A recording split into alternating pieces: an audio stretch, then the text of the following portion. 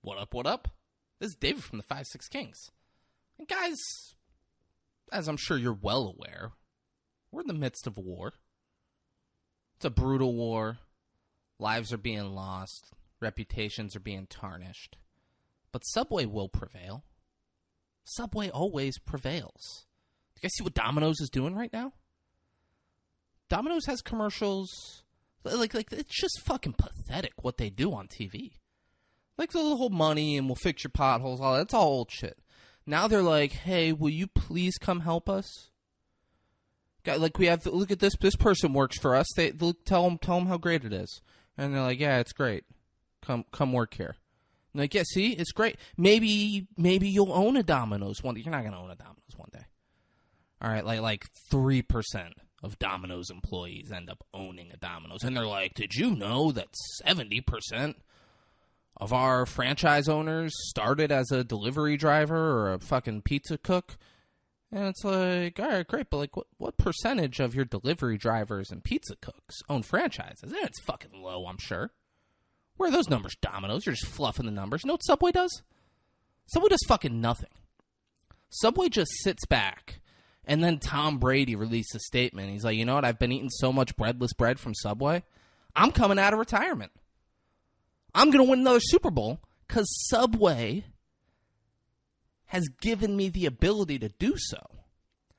Guys, the war was over before it started. Domino's has absolutely no shot. Domino's has no shot. Best thing they can do whenever Jared Fogle gets out of prison, they'll get Braden on their side because they can just be like, Jared, come on. You'll do our commercials now. We'll at least get one half of the 5-6 Kings. We'll get the lesser half of the 5-6 Kings. Guys, that's what Domino's does. They're a shitty organization. They're fucking snake oil salesmen through and through. And they're not good enough for you guys. If you're listening to the 5-6 Kings, you're better than Domino's.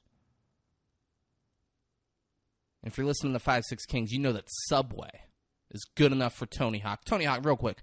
Tony Hawk, wishing you a fucking speedy recovery, my man. For those of you who don't know, Tony Hawk broke his femur. That's not a good thing. That's never good. But you know what? It's not gonna win Domino's the war. Domino's sent someone to loosen the wheel on a skateboard, and Tony Hawk fell. You guys realize that, right? Domino's sabotaged Tony Hawk thinking they could win this war. That ain't going to cut it, Domino's. That ain't going to cut it. Subway, please give us money. Enjoy this week's episode, guys. This the Palm Beach County anthem. All my Palm Beach County niggas, y'all put them fucking guns in there and bust them shit. Bitch, I'm from Palm Beach County, this where I'm from. When niggas get gunned down and left slung from guns just for fucking round. This ain't a county for you bitches to come around. What up? What up? And welcome to another episode of the unofficial podcast of the National Football League, the world-famous and critically acclaimed 5-6 Kings podcast. I'm David Breen. With me, as always, my dear... Always. Sorry, I messed up the introduction. Braden Bullard. Hey, what's up, guys? What's up, man? Dude, I am so happy. I can say you're excited. I'm excited. It is David's birthday. Let's give a round of applause. Ah. Happy birthday, David. Thank you. The founding father of the 5-6 Kings. Literally, like. Absolutely, the godfather. Yeah, the god. Yeah. Spam risk, Colin. Messing up everything. Did you get me like a ding dong or a card for a free high five or anything like that? Yeah, I pulled out all the stops for your birthday, you know. There's a ding dong. We made a fun video. My birthday, we got nothing. My birthday, you acknowledge it right off the rip, and you're like, I don't have anything. It's such a grand, awesome surprise that it's being brought here by a team of people. Oh, how nice. Yeah, so, it's on its way. So, Great. yeah, it's, Well, how you doing, man? I'm doing good, bro. I'm doing good. Just, my buddy Hubie just got married. Congratulations. Oh, I know Hubie. Yeah. Big friends right here. But yeah, Hubie, Jocelyn, good friends of mine. They both got married. Congratulations, guys. If you're listening, congrats. Oh, they are? Are you kidding me? Gotta be. Hubie and Jocelyn, every week they text me and they're like, "Great episode, Dave. Yeah. You guys really killed it." Yeah, and I'm sure everyone else from the wedding is watching too. So, fun times, guys. So many memories we made that night. Sounds like it. Yeah. No, it was fun. I had a good week, but how does it feel to be one age older, David? 27 now? I mean, it feels spectacular. I'm getting closer to the age of Christ, which is, I feel like that's the goal for everybody. When did he die? It's mixed. They say between 30 and 33. Okay. So I think 33 is age of Christ. Seems like a good age. Historically, people say 33, age of Christ. Okay. Yeah. So, I mean, that's the goal, right? Yeah. It's everybody's goal. Yeah, big Make it to that conspiracy. Christ There's like a age. 33-degree Mason thing. big- That's like a big thing. Big so conspiracy that he exists. yeah. Yeah, I agree. I agree. Who knows? Yeah, I think a lot of conspiracies say that his name was Yosef Ben Yosef or something weird as fuck. That's like completely different than like Joseph Benavidez. No, I think it's something else.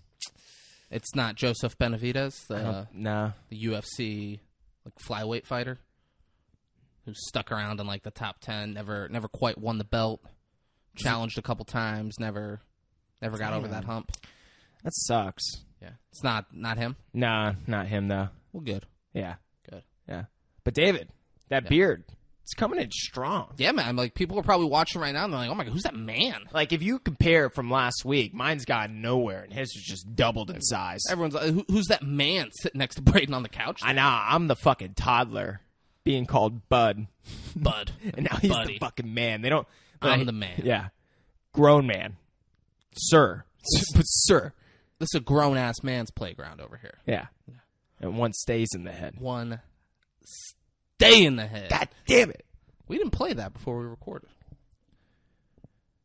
That's the first Guys, time. this is first time ever you guys heard it. We normally, like, our ritual is I'll do the Subway thing, and then we'll play Palm Beach Anthem by Suave Smooth I'm a little taken back on right my now. phone, and I just realized when Braden said one stay in head, we didn't play it. It's just that I was just so caught up that it's David's birthday. I didn't even think to give Suave Smooth his respect. I mean, no, Suave, if you're listening, I mean, obviously you are. Like, of course. Yeah, of course. We're very sorry. And well, when we take the break before we get into the plot of this movie, We will. you best believe one stay in the head, because we don't even play. We don't. We don't even play. For all you bitch-ass M-words out there hate, we don't even play. Bro, please, once again, if you guys have a chance, go watch the music video. And if you do, please, God forbid, do not dislike or try and like Why even put that other? What are the odds that anyone would go on there and dislike? well not Palm even Beach dislike, Anthem? more like try and get it taken down, because that thing is like It ain't going nowhere. yeah, and that's a prized possession. Here's the thing. Nobody has listened to 8 minutes and 37 seconds of this podcast. It's a good point. And been like, That would be someone who would go get that taken down. yeah, you don't know. There could If be, you've made it to this point in our fucking podcast, you're not like, I'm gonna go get the Palm Beach Anthem taken down. but think about it. Maybe they're jealous. What did we just learn watching this movie? Which, guys, we did the movie. I learned that I want to be a hawk and soar high above all others. Because of jealousy. Yeah. Yeah, see? Someone's jealous of the 5-6 Kings. They're looking for something. They're looking for some way to hurt us. If you're out there, I beg of you, just like the video. Nothing would make me happier than someone that is their goal. They're watching every episode like, what are these motherfuckers going to say this week? They start lying to me and you to try and get us to turn on each other. They start taking little notes down. They're just, oh, yeah. Oh, yeah. This is the backstory I'll get Braden with, where he'll turn on David mid-episode. That'll be so awesome to watch. So let's talk about this movie a little bit. Yeah. Money. David. This budget, I can't imagine. Don't look. Yeah, I don't pull it up so big. I'm sorry. It's just. So, you guys know how in the song Lose Yourself by Eminem, there is no movie, there's no Mekhi Phifer. This movie has so much Mekhi Phifer. Like, more Mekhi Phifer than most people can handle. And he did great. I don't think anyone did great in this movie. You really? I really don't. So, like, he did... At the end, he did very well. In, like, the third act of this movie, Mekhi Phifer, I was like, okay. Up until then, it was a fucking weird, I didn't think very well acted movie. Really? Yeah. That's so funny, man, because that's like the one thing I actually felt like the movie had. It was like some pretty decent acting, bro. No, so it was crazy, and like that's like you know me, like it's right up my alley. I'm gonna guess that this budget had to be less than $20 million. Is it less than $20 million? Yeah. Is it less than $10 million? Yeah. Oh my god, is it $2 million? It's $5 million. $5 million? Yeah. So like, great. Yeah. It seems like a reasonable. Well, did it make $20 million? Just about. It made 19.2. Yes, good on them. Worldwide. So. Good on them. And guys, just in time for March Madness, like there couldn't be a better time to watch this movie. It's very basketball themed. Yeah, it's. I mean, if you guys are familiar with basketball, Shakespeare, or basketball, it's. Yeah, I don't want to give more than that because if you are familiar with Shakespeare, I don't want to give away exactly what. Well, part. So the name of the movie is O, and then in parentheses it says Othello. Yeah. Okay. So it's like I actually didn't even see that. Yeah, it said came Othello. out in 2001. It's like a modern day Othello. Yeah. Exactly. Mekhi Phifer's character's name is Odin. I don't know what his last name is. We're gonna say Odin Lloyd because that's who Aaron Hernandez murdered. He's Odin Lloyd. So good with names. It's so good.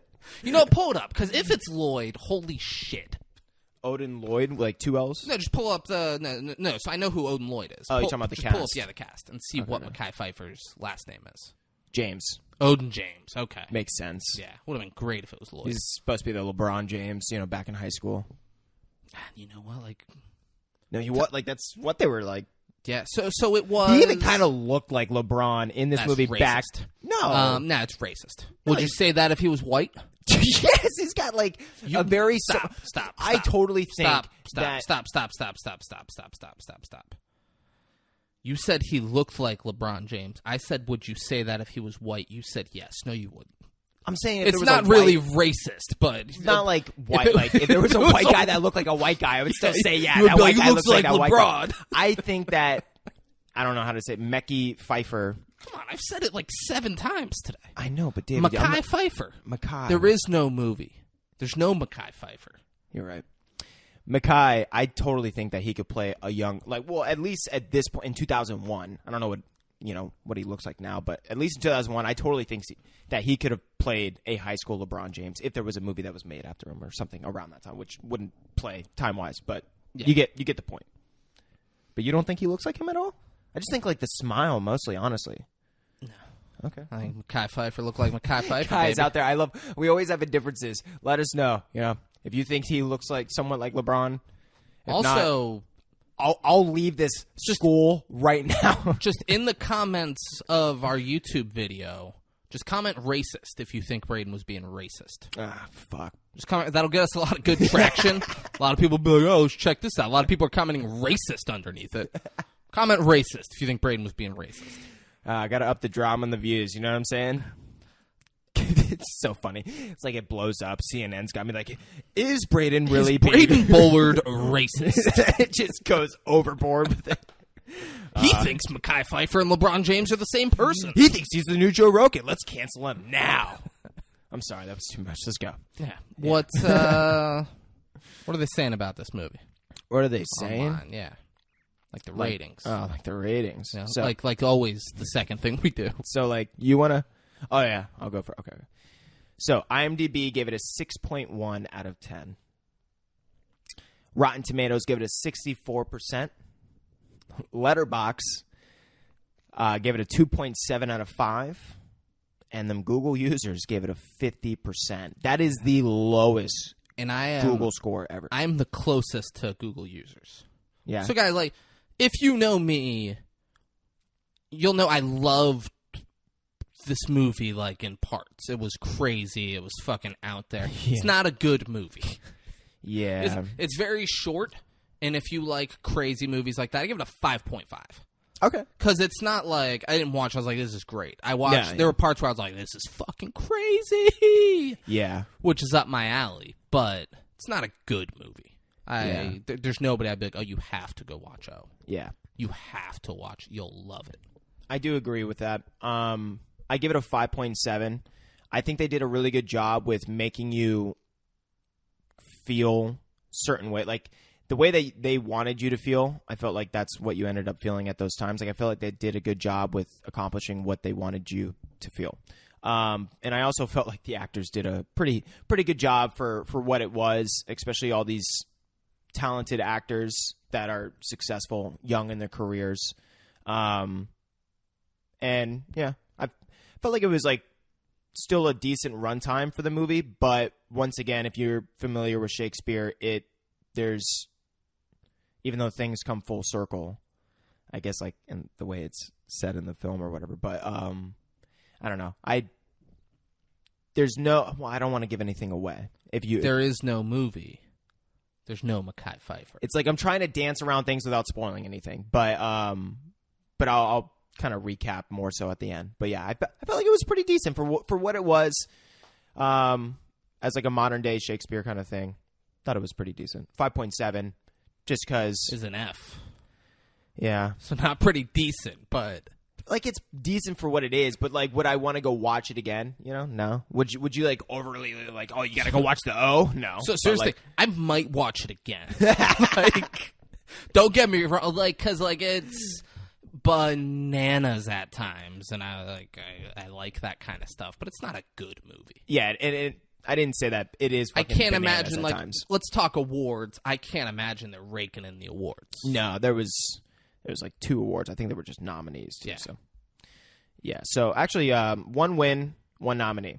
So they won Best Director at the Golden Space Needle Awards. Tim Blake Nelson, which I give it credit to him, like for that, so and for the editing. It's the Seattle International Films Festival.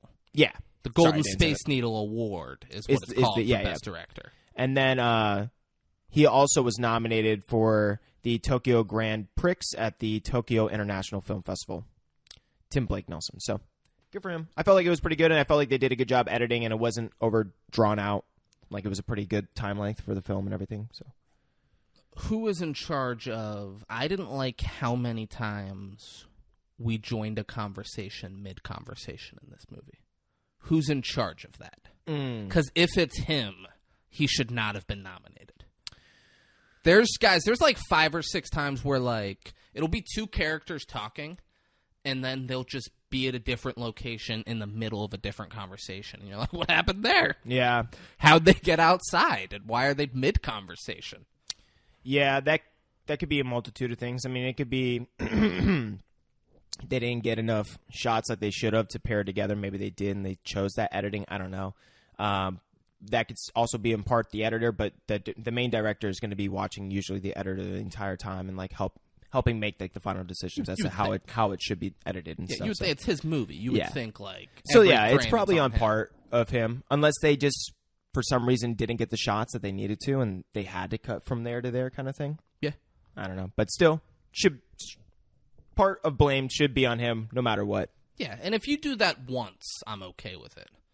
There's several conversations where you're like, why are they picking up mid-conversation?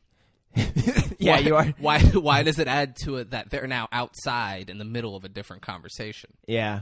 I guess I was just thinking when I saw those, like, must just be a weird established relationship that they got. Like, because like, the dude is, like, fucking weird, you know? Like, you almost think, like, maybe he's just very...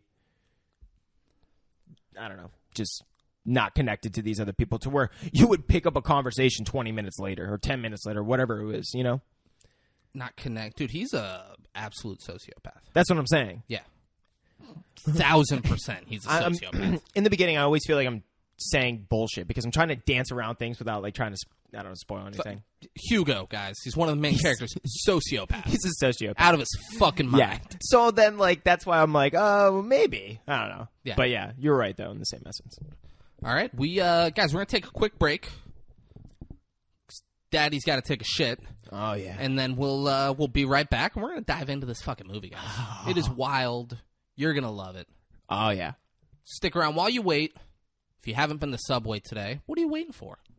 Go to Subway. Get a 6-inch sweet onion chicken teriyaki. That was the sub of choice for Jared Fogle. And that sub is so good. That's widely known. They're like, this is Jared's sub. Sub is so good, they've not taken that off the menu. Nor will they ever. Subway, please give us money. And we're back. Holy Daddy, shit. Daddy had a nice shit. While While we were gone, I want to congratulate Emmanuel Agba on re-signing with the Miami Dolphins. Playing 4 years, $65 million. 32 of that fully guaranteed. So really it's a 2-year, $32 million deal. Then the Dolphins can choose to keep him after that or cut him without any additional cost. I think good deal for both sides. Yeah. Agba deserves the money. Dolphins got some flexibility. When it's time to pay Jalen Phillips, if Agba's not still playing like a $16 million a year guy, they can let him go. Win-win. Must be nice. Yeah, win-win. Also, Chase Edmonds, welcome to Miami. Yeah. Welcome. 2 years, $12.6 million, 6.1 guaranteed.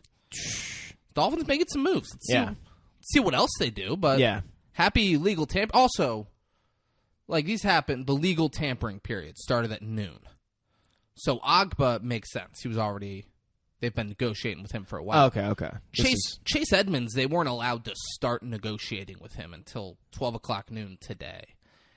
15 minutes later, they had a $12 million contract agreed on. There's no way they started that at noon. Yeah, there's no way. It doesn't take 15 minutes to negotiate a $12.6 million deal. So you're saying negotiations started at noon? That's when legally they were allowed to. Yeah. This happens every year. Legally they're allowed to start at noon, and then like 12:05, this guy signed a $40 million deal. And you're like, no. Yeah, there must be some little... there for sure. Yeah. So that was the thing. There used to not be the legal tampering period, and free agency would just start, and it's, oh, wow. Like say free agency started today. Yeah. Like, oh, wow, Chase Edmonds happens to be in Miami, and he's signing that contract. And people are like, well, that didn't just happen. Yeah. So quick. So what's going on, NFL? They just don't ever look into it. Yeah, so they were like, we'll start a legal tampering period so they can agree on it, but the contract won't be signed. Yeah. So like Chase Edmonds is wherever Chase Edmonds lives. But obviously they were in talks before. I mean, I don't want to accuse the Dolphins of illegal tampering. I would never do such a thing. They're a first-class organization. They play by the goddamn rules. Yep. Do they offer Brian Flores hundreds of $1,000s to lose games? Maybe. But other than that, they play by the goddamn rules. All right. Is that a legit conspiracy? That's what Brian Flores is accusing them of it. Yeah. He's suing the Dolphins and the NFL. I did not know that. Yeah, so he changed it from like it being based off racism to now. It's all tied in. Okay. It's all tied in. So tell me though, like he's really taking it to him like that? Yeah. Or trying to? Yeah, and you know, like, but this I now, don't not believe him, which is the interesting part. Like, I think, yeah, they probably offered him money to lose games. But so my question is why? Like, why would that be the case? They wanted the first overall pick in the draft. Oh, so if they don't do that good, they get the first. So worst team in the NFL gets the first pick in the draft the next year. So the Dolphins they traded Laramie Tunsil and Minka Fitzpatrick and fucking Kenny Stills, and there's one other player. Wow. I'm spacing on the other player that they traded. Oh, Ryan Tannehill, fucking quarterback. And like they kind of gutted the roster and were like, we're doing a rebuild. We want to have a sustained winner, and part of that is being really bad. And so they were. My mom's gonna flip. So like, mom's gonna flip? What a weird turn that took, you fucking weirdo. No, so listen.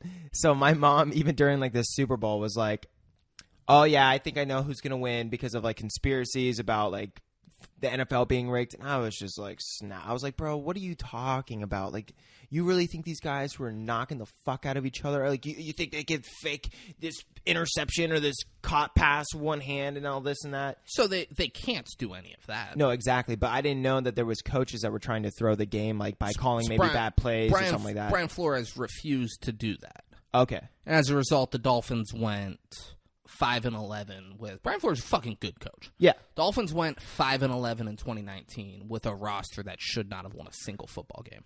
But that roster was so bad. Like Stephen Ross and Chris Greer were like, "No, we're gonna be really bad." So Brian Flores is like, "I'll win some games." So you believe because of that, they're like, "Oh, well, it makes sense from like maybe the owner's perspective or something to do something like that to try and get the first round pick because you already know you have a shitty team and possibly a shitty season." And he was like, "Let's tank, let's rebuild, let's get." And at the time, the quarterback Stephen Ross probably wanted was Tua. They won 5 games and still got Tua. So when the draft rolled around, Joe Burrow had a season in college that nobody expected going into the season. He was the first overall pick, and he was the best quarterback in the draft. That's who they would have taken with the first pick, I would think. It's very interesting. But at the time of Ross saying, hey, tank, it was tank for Tua. Yeah. And they got him with the 5th pick and won 5 games that year, and it was a fun season. Wow. Yeah. But the Dolphins would never negotiate a contract with Chase Edmonds prior to the legal tampering period being open. It's definitely interesting. That's for sure. They would never would. We gonna talk about O or what? All right. Yeah. Boom. So first and foremost, I watched it on Amazon, and I do it with subtitles in case I miss something. I can then read it. And it said, "Thank you, Trimark Pictures, for making captioning possible." Here's my issue with Trimark Pictures. The N-word gets thrown around a decent amount in this movie. Yeah. Every time the N-word is said in this movie, whether it is said with an ER or with an A, because they say both in this movie, Trimark Pictures captioned it as ER. 0 times did it say Nigga on my screen. Every time it said Nigger. Look at those subtitles, bro. That is fucking wild. Yeah. They're like, we don't believe in the N-word with an A. It's all hard ER. All right? Wow. So now we know where they stand. Absolutely. Trimark Pictures. So there's tons of white doves. There's doves all over the place in this movie. I assume it has to do with original Othello. I imagine white doves were a part of it. Yeah, but it is funny for the bird he ends up talking about, but go on. Yeah, so there's tons of white doves. There's ominous Italian music playing, and then we hear a speech that says, "All my life, I always wanted to fly. I always wanted to live like a hawk. I know you're not supposed to be jealous of anything, but to take flight, to soar above everything and everyone, now that's living." Sets off, and you're like, oh, it's going to be fucking weird. And, like, one of the fucking pigeons flies away. You're like, or doves, I mean. It does not give you an easy feeling. No, not at all. You're like, oh, shit, this is, it's going to be, was this going to be all bad? Yeah. It gave me the exact same feeling as The Fan with Robert De Niro when he reads the fucking weird poem about baseball. Yeah. It is the exact feeling you get. Yeah. So then it goes to modern day, in 2001 modern day. There's a hawk that flies across a basketball court, and Martin Sheen, he's got his players all huddled up, and he's drawing up a play. And bro, and he is as sweaty as if not sweatier than like the basketball way player. sweatier. Yeah. He looked at himself when they were like spraying him a little bit with sweat. He's like, "Not anymore. I'm freaking the fuck out of here." He's like, take the spray off. Just dump it. Just dump it on me. Yeah. His hair is like fucking grease back, bro. It's hilarious. So he's drawing up. It's the last play of the game. Yeah. They're down by a point. He's drawn up the play, and he makes it clear that he either wants Mekhi Phifer or this guy Michael, who's on the team. He wants one of them taking the shot. And also, he makes it very clear that Hugo is a decoy. Yeah. It's like, Hugo's a decoy. I don't want Hugo touching the ball. Hugo is a decoy. That is all he is. That is all he'll ever be. And Hugo's like, man, fuck you. Yeah, what and the he's like fuck? looking around. He's like, Hugo, pay attention. Decoy. Decoy. That's where he laughs. He goes, decoy. Like, you're like, he's fucking crazy. So they do a play, and Mekhi Phifer makes a buzzer beater layup, and they win. Yeah. Fans storm the court. Hugo's not happy. Yeah. Hugo's fucking annoyed and just stands off on the side. I did appreciate they were passing the ball around. Looked like there was an actual play going on. There were a billion passes. They ate up 19 seconds of clock, and then Mekhi Phifer got a clear lane to the basket and hit a layup, which doesn't have, like, it's high school, so I'm sure that's very possible. Yeah. If you're watching an NBA game and that's the play, Mekhi Phifer's not getting a clear lane like that. Nah. The team's like, hey, one thing we can't let happen, we can't let their best player get a clear lane to the basket. Let's make sure we shut that the fuck down. Yeah, high school. It was all that passing, David. I threw him off. Yeah. I get it. So there's a big pep rally the next day. Yep. Martin Sheen's up at the podium, and he's making a fucking speech, and he's like, I'm a man of very few words. And then Hugo. So Hugo, what's that fucking actor's name?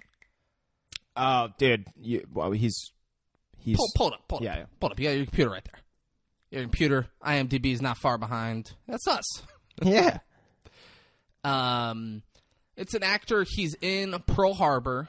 Yeah. And he's in Black Hawk Josh Down. Hartnett. Josh Hartnett. Guys, 2001 for this guy. Pearl Harbor, Black Hawk Down, and this.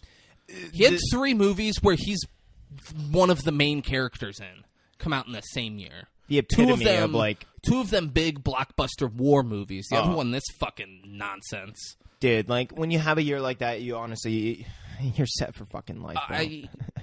Set for fucking life. Josh Hartnett might have retired after. I don't know what else he's been in, but he definitely. He's been in shit. I know that name. But that was the peak. He could have retired after. He could have been like, 01, I'm done. And like, how do you? It's so hard to beat a year like that as an actor, bro. If you have 3 films like this, like, I mean, this is the smallest film out of that year, but still. But people know about. We're doing it's for the only one we've done on the 5-6 Kings. That's for damn sure. Damn sure, and he's the main character, like you were saying. So fuck, man. Good for him. So he yells out. Martin Sheen goes, "I'm a man of very few words," and he goes, "Unless one of us are late for practice, right, Pop?" And he goes, "I'll pretend I don't know who said that, Hugo."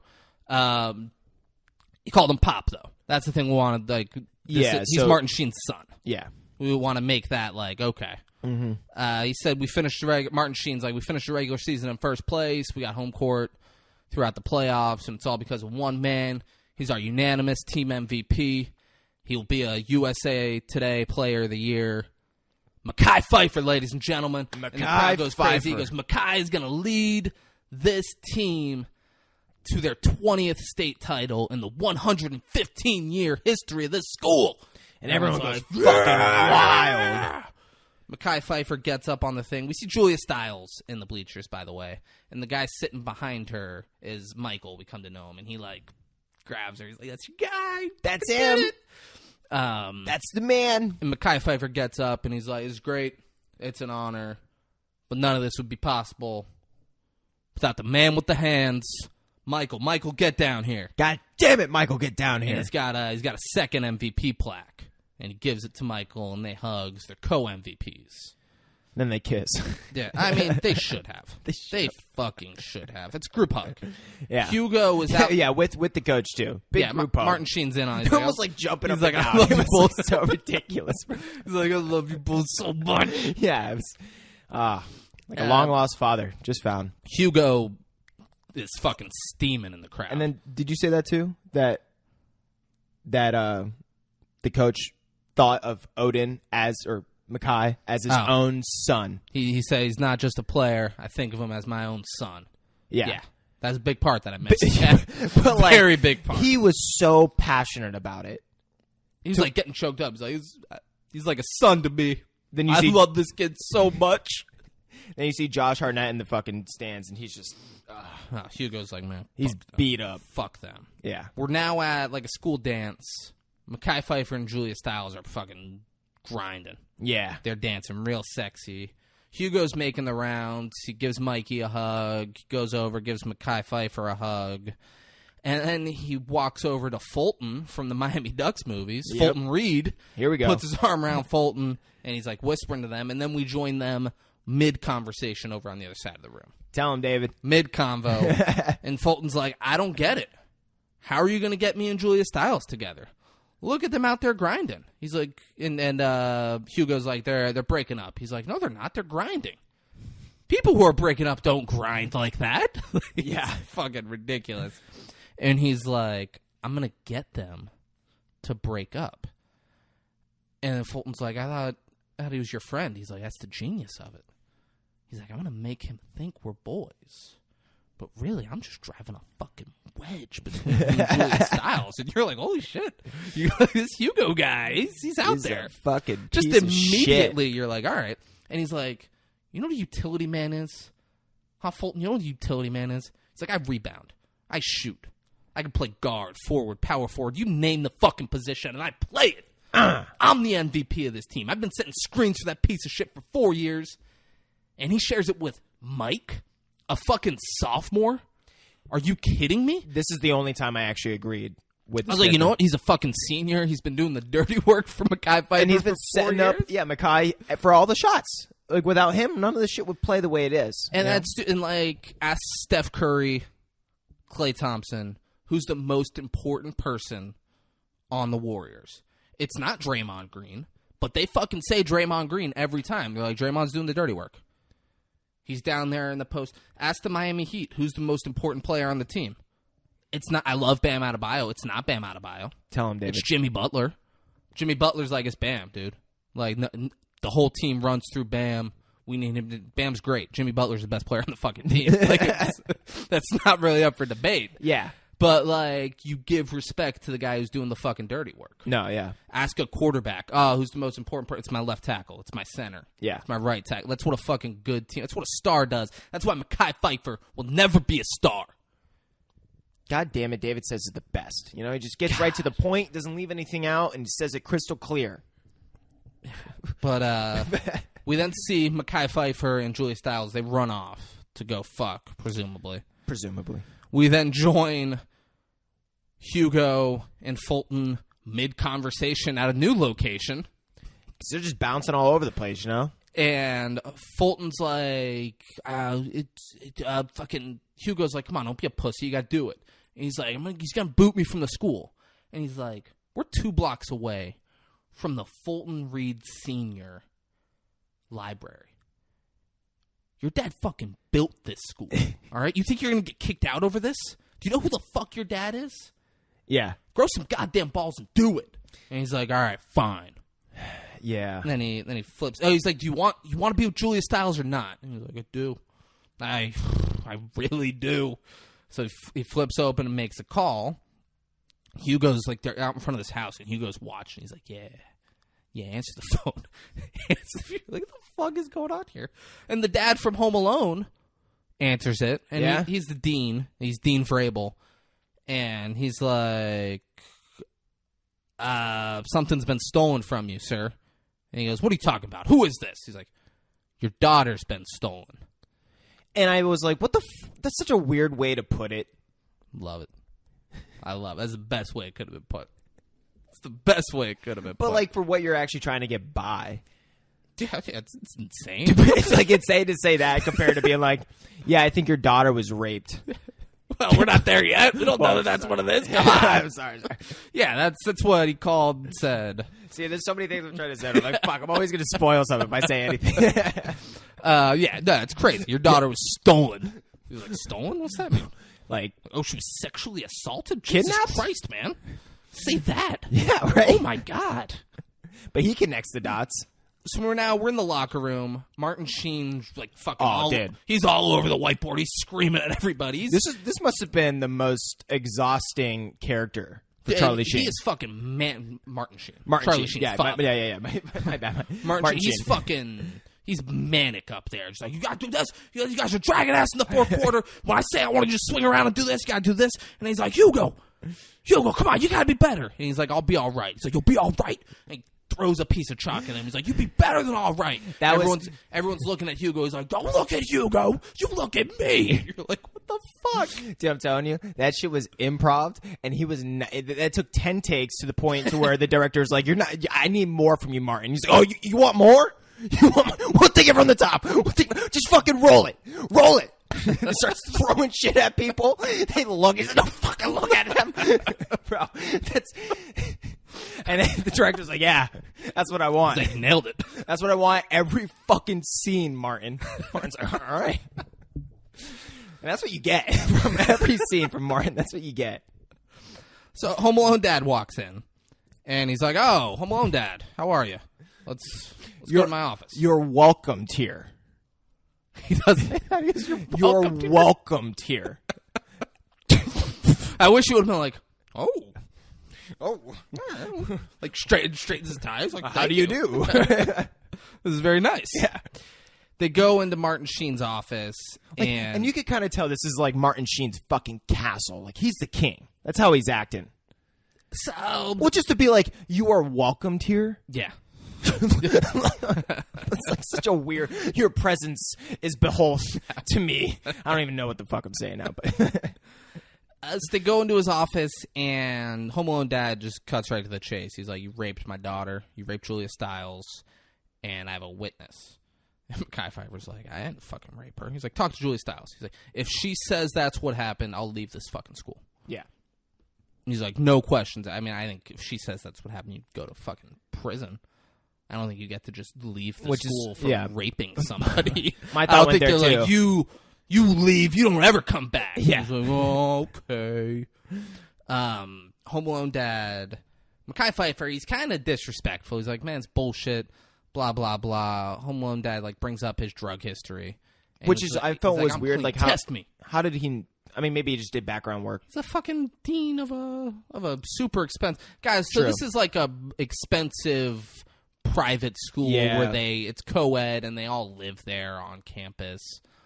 The dean's not bringing in a fucking black kid from the inner city. He's the only black kid at the school. He's not bringing him in on a scholarship because Mekhi Phifer talks about how he didn't have money. Yeah. Without doing some background research. No, it makes sense. Yeah. Did they say, though, what drug he was into at that time? No. Okay. No. Mekhi Phifer's like, "Man, test me. This is fucking bullshit, man. This is fucked up." And Home Alone Dad gets in his face, and he's like, "It's fucked up what you say about my daughter. You have no idea the lengths I would go through to protect my daughter." Like, gets right in his face. And you're like, "This is fucking crazy. He's going to kill this kid?" Because, like, let's not forget. Let's not forget, Mekhi Phifer is a high school student. Yeah, but it is warranted. I mean, he thinks he raped his daughter, absolutely. Yeah. But you're still like, ooh. Julia Stiles then walks in, and Martin Sheen's like, "Oh, hey, sweetie, come on in." Like, puts his arm around her, like, "Have a seat." And Mekhi Phifer's like, "Julia, you got to tell him what's going on."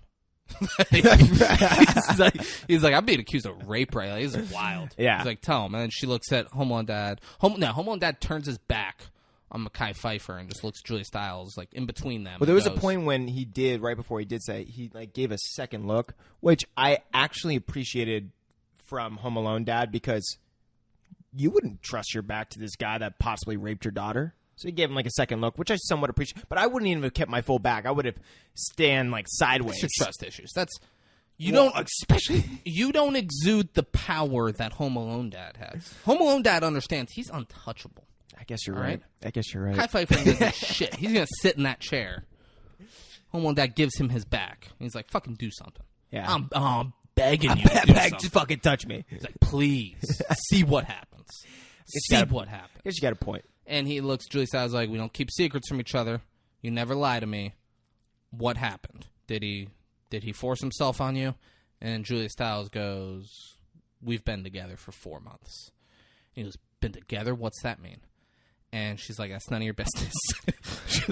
None of your business. And he's like, "Nah, I'm asking you again. What does 'we've been together' mean?" She says, "And I'm telling you again, that's none of your business." I'm telling you right now, if I have a daughter and she says that to me and she's in high school and there's this other kid who's accused of rape, it's not like, "Oh, let's yell at each other," or anything like that. It's just like, "No, honey, you need to tell me, like, everything." Like, I don't know. No. You don't think so? She's not 18, bro. Like, She is not. She's making it clear that she was not raped. I feel you. But Do you want your daughter to be like, "Oh, I suck his dick and I let him fuck me in the ass"? Like, is that the conversation you want to have with your daughter? Obviously not that, Yeah, bro. it's But none I of would want. It's none of your business. She's like, It is, though. She's like, "We're It is together." a part of my business to It's know if my daughter's in a relationship with anyone. Doesn't matter who it is. She is fucking calm, cool, and collected. And she's like, "We're together." I'm with I'm Home Alone Dad all the way. She's like, "We're together. I'm happy with him." then I'm like, okay. Yeah, it's none of your business what we do together. But it still is my business. It is not your business. Bro, all right, Dad. I suck his dick and I swallow his cum every night. Is that like that's where that conversation goes? No, that's what you want. No, I just want. Yes, we are together in a relationship, and that's what she said. And he goes, "What does that mean? What does that mean?" She's like, "That's none of your business." He has been told everything that he needs to know in this situation. He does not need to know anymore. He does not need to know. That's just where your mind goes. He does not need to know physically. She does not need to know physically what they do. We're together. We're in a relationship. That's what I'm saying. Say that. That's what she's like. We're together. Yeah. We're like he doesn't need to. It's none of his business beyond that. None of his business beyond that. But it is his business to know if they're in a relationship, which she did say, but just not to like the clearest degree. But yeah, she made it very clear. The only way she could have made it more clear is if she's like, I tell him to do whatever he wants to me. Is that good enough? That's what I mean by together. We're together in the fullest extent. Oh God, that's the only way she could have been more clear. Martin Sheen goes over to Home Alone Dad, and he's like, seems like private family matter. Maybe we don't do this in my office. It's one of my favorite. He puts his arm around him, and he's like, hey, so, I don't know, it seems kind of like a personal family thing you got going on, so maybe you don't involve my fucking basketball players. You kind of leave us alone, all right? Like, talk to your daughter. Just sort this shit out, but... Just stop coming in here with us, all right? That is what Martin Sheen said to him. Listen, your daughter is just making trouble for me, all right? I don't need it. I don't know if you know this. We're in the playoffs. This is the best fucking player on my team.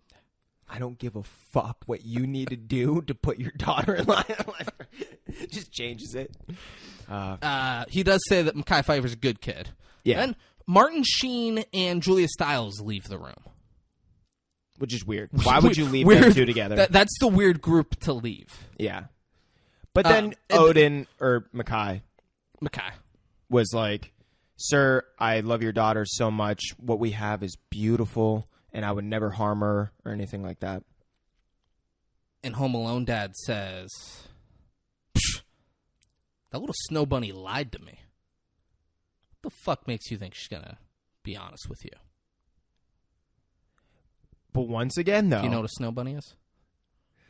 I don't actually know. It's a blonde white girl who's into black guys. Learn something new every day. But, like, and then, I guess, not to stay out of it, but, like, she should have told him before rape accusations that she was in a relationship with someone. Dude, no. Dude, so 4 months is long enough to where you don't need to tell your dad. Dad doesn't need to know your relationships. And then now my daughter knows if she ever sees this episode. Dude, where I stand. But she doesn't need to account for, the fucking dude from Mighty Ducks is going to be into me, and him and fucking Josh Hartnett are going to call my dad and say I was raped by it. I would tell my mom that. Phifer. I'd be like, yeah, this weird guy's really into me, and he might. She doesn't know that he's into him. Oh, I thought that's what you were saying. No, okay. That's what I'm saying. She can't account for all this nonsense that could happen. It's on her that a fucking rape accusation. Hugo doesn't think Mekhi Phifer raped her. Well, Hugo is trying to drive a wedge because he is jealous that he wasn't the team MVP and his dad likes Mekhi Phifer more than him. How the fuck can you be like, Julia Stiles needs to talk to her dad before it gets to this point? It's all Julia Stiles. Well, by the way, Julia Stiles, Kirsten Dunst, neither of them are in the movie Swim Fan. I looked that up last week. I was like, one of them are the main character in Swim Fan. There's fucking nobody of note in the movie Swim Fan. There you go. We then see Mekhi Phifer, and he's punching Fulton in the stomach, and Mikey's holding him back, and he's like, you ever lie on me again, I'll fuck you up way worse than this. You understand? And then gives him you understand, Fulton? Pimp slap right across the face. Not a pimp slap. Kind of look like a slap. But a pimp slap is back. Oh, yeah. Backhand, yeah. You did the correct motion. Yeah. You just called it a pimp slap. Yeah, it wasn't backhand. And that is disrespectful to pimps. I'm sorry, pimps out there nationwide. Smacks the fuck out of him. And then Hugo's watching this from the doorway to the building there. And Mekhi Phifer walks past him and goes, "See you at dinner." And you're like, what the fuck's that all about? Yeah, now you tell that Mekhi really runs his fucking place. Oh. Dude, he is head honcho. I run shit around here. Y'all just live here. Hugo then drives a Mercedes-Benz convertible into the hood. And he buys steroids. He not only buys steroids from a guy, but the guy shoots him up with the steroids, which I don't know if many drug dealers offer that service. I don't think so. I mean, it might make sense, though. If I don't know. But so I imagine if you pay him enough, he's going to be like, all right, whatever, I'll fucking, yep. Yeah. Let's go. And the drug dealer, he's so nice. Mm-hmm. He's like, you drinking plenty of water? Good. And he's like, good. By the gallon. Hugo goes, yeah, man, it's added 3 inches to my vertical and shaved half a second off my 40. Like, stuff. And he says it in an egotistic way. He's like, yeah, man, just added 3 inches to my vert. Yeah. Just a douche. The dealer says, you going to shoot at N-word some tickets when you start playing for North Carolina? I'm talking courtside. Or no, I'm talking floor seats. Yeah. And he's like, I got you. And then the guy's like, but hey, man, like, I know you like this is your dream, this whole basketball thing, but like, you know, if it doesn't work out, you're gonna make something happen. Like, you're a young, sharp. He's the nicest drug dealer on the planet. And he's like, you're a smart young dude. Like, you know, don't worry about it. And he's like, man, how could I be worried? You're selling me a dream in a bottle right here. But he probably knows the possible side effects or outcomes of too much steroid abuse, you know? And you don't hear a ton of basketball players doing steroids. Yeah, you know. Because it's a skill sport. Like, yeah, you got to be an athletic. Like, LeBron James is an athletic freak, but steroids doesn't help you shoot a ball better. Exactly. Yeah, like steroids didn't help Barry Bonds with his batting average. Or no, it just makes you yoked. Yeah, it helped him fucking crush them out of the stadium. Yeah, gain like 10 more pounds of muscle. Yeah, his head, dude. Oh, bro. Head. There's these talks about how apparently celebrities are getting some type of steroid injections to make their jaws bigger. So they think Zac Efron. So if you've seen Zac Efron recently, his literal jaw and chin has completely changed to the point to where you're like, oh my God, he literally got like a jaw implant. And pull up this picture, bro. We gotta see Zac Efron new chin. It's ridiculous. He looks like what's the opposite of Barbie? Ken. Look at his chin. Look at his chin now. That's big. That's a big change. Are you able to flip that around and show? You know what? I'll put it in the video. You'll put it in this, guys. You're just gonna see it in this video. It's gonna pop up. It's fucking. It is bananas. It's literally like it's taken on a whole new shape. He looks like a different person. Yeah, and I literally listened to someone that's in the bodybuilding community that is very familiar with how steroids operates within the body, and he was literally talking about how like this man was definitely injected or has taken something that literally increases, I don't fucking know, hormones or other things that would just completely change your jawline. And there's no doubt that this didn't happen naturally. Like, and when you see this, you're gonna be like, yeah, there's no fucking way that is wild. You don't just chew gum and build fucking boulders on your chin. Good for Zac Efron. Hey, I try not to lie, you know? That's amazing. Yeah. So now Julia Stiles and her roommate are up talking. Her roommate's dating Hugo, and she's like, I don't know, he's just been acting a little weird lately. Like, yeah, because he's fucking roided out. And Julia Stiles is like, I don't fucking trust that guy. And she's like, you're the only one who's got an issue with him. Everyone likes him. She's like, yeah, that's the problem. I don't trust anyone that everyone likes. Ooh. And you're like, fuck you. Yeah. Mekhi Phifer comes through the window to see his good luck charm. And he gives her... So we find out what... It's a scarf, but I wrote down fabric here because I didn't know what kind of fabric it was, and I only refer to it as fabric for the rest of this movie. Okay. But it's a scarf. Yeah. He hands her the scarf, and he's like, it's over 100 years old. And she's like, and it's out of your price range. He's like, it's a family heirloom. Said to give it to the one you love. Giving it to you. She's like, oh my God, thank you. And then he's like, don't worry, Emily, I got a gift, got a present for you too. And tosses her a CD and says, that's the Harlem hit list or something like that. Yeah. And she like puts it in her Walkman and puts headphones in and puts the covers over her head so she doesn't hear them fucking. But he doesn't want to fuck. He's like, I just want to lay here naked and feel your skin on my skin. Yeah, well, and I think at first she was like a little bit hesitant towards it, and I think he was kind of like, which is probably what he wanted to do anyway, but probably making her feel more comfortable, just being like, nah. Oh, there's no hesitation in Julia Stiles. All right, that little snow bunny, she's like, let's do whatever you want. Whatever you want, Mekhi Phifer. And he's got a big scar on his back. And she... This is funny. He's like, you want to know how I got that scar? I was a C-section baby, but they cut too deep. My mom's couldn't afford a good doctor.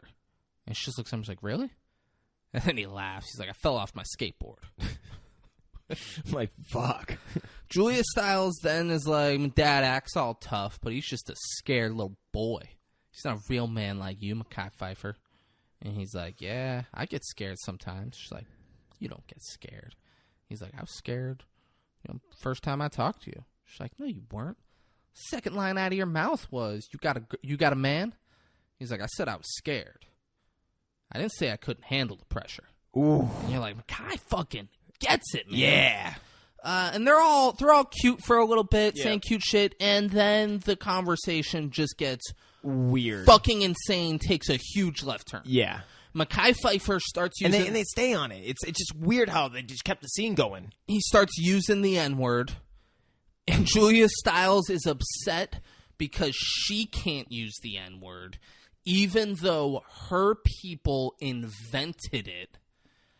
And then she said that Mekhi Phifer told her that she's so fine that he'd let her dress him up and play Black Buck Got Loose in the Big House. Who wrote this? Who the fuck put that in the script? Was like, and then Julia, you got to talk about how Mekhi told you he'd let you play Black Buck Got Loose in the Big House. Dude, whoever was the writer this was is like, fucking insane. The writer's like, Shakespeare's gonna love this. He's like, we read between lines. Had Shakespeare been around now, he would have been like, Black Buck got loose in the Big House. What are we gonna do? What are we gonna do when the Black Buck get loose in the Big House? It's fucking crazy, guys. Dude, it's that was one of the wildest things I've ever heard in a fucking film. So out of left field, bro. And it's like so out of left field. I wonder how Mekhi Phifer felt knowing that he was like probably the only black person on just around, even on set, like not even just at the school. And that this is the line, like probably written by some white guy that's like in love with Shakespeare. It's such an uncomfortable thing to probably act. Like Julia Stiles had to say it. And he had to act like he was. Be like, oh, dude. So is this really what you guys want me to say? And they're like, fucking say it. Black Buck got loose in the Big House. Julia, say it. Say it. And she's like, Black Buck got loose in the Big House. Oh my god. God, fucking bananas. Bananas, bro. It's wow. So now it's game time. They dominate the game. But somehow Martin Sheen he's always yelling, sweaty. He's never calm. They dominate. Mekhi Phifer takes a big hit at the end, like gets fouled hard, and he's hurt. Yeah, and has to go to the ER, but they win. Julia Stiles and her roommate, Hugo's girlfriend, show up, and I assume a bunch of the team is there, but it's Martin Sheen, Hugo, and Michael are all in the waiting room. And Hugo's girlfriend like goes up to Mike, gives him a hug, kisses him on the cheek, and Hugo goes, "Man, Mikey gets more action from my girlfriend than I do." Julia Stiles go, "Can you stop being an arrogant asshole just for 1 second?" He's like, "It was a joke, Julia. It was a joke." And then she hugs Mikey and gives Mikey a kiss on the cheek. And Mekhi Phifer just walks out of his room. He's like, "Man, I go down for 2 seconds and already you're stealing my girl, Mikey?" Like laughing, and then like they dap up, and he goes through, hugs everybody. Gets to Hugo, gives him a hug, and he's like, "Hey, you coming to the off-campus party tonight?" He's like, yeah, but I'm going to be a little later than you. And he's like, all right. Mekhi walks out with his arm around Julia Stiles. Mikey walks out with his arm around Hugo's girlfriend. Yeah. And they all walk out. Pretty weird. Mikey then gets on a payphone And he's like, yo, Fulton, we got plans tonight, man. So now it's party time. It's motherfucking party time. Mekhi Phifer, it's weird. He's like, you ever ride on your friend's bike handlebars and try to close your eyes, but you're scared to close your eyes because you don't know if you can trust them. You want to keep your eyes open. Well, I feel like I can close my eyes with you because I trust you. And I don't want to go to Vegas and get married by some Elvis impersonator, but I love you and I trust you. And then he puts a rubber band around her ring finger, and she says, that's the sweetest thing anyone's ever said to me. But right before that, when he got done talking about closing the eyes, she's like, "You're tripping me out." I mean, yeah. She like, which is like at first like you think she would have been like, "That's sweet." She's like, "No, you're tripping me the fuck out right now." I mean, yeah. You know though, like you close your eyes on. You know how you close your eyes on. I've never rode on someone's handlebars and been like, "Let's see if I can close my eyes." I actually got a cute story. Me and Corbin were on his electric scooters at his old neighborhood, and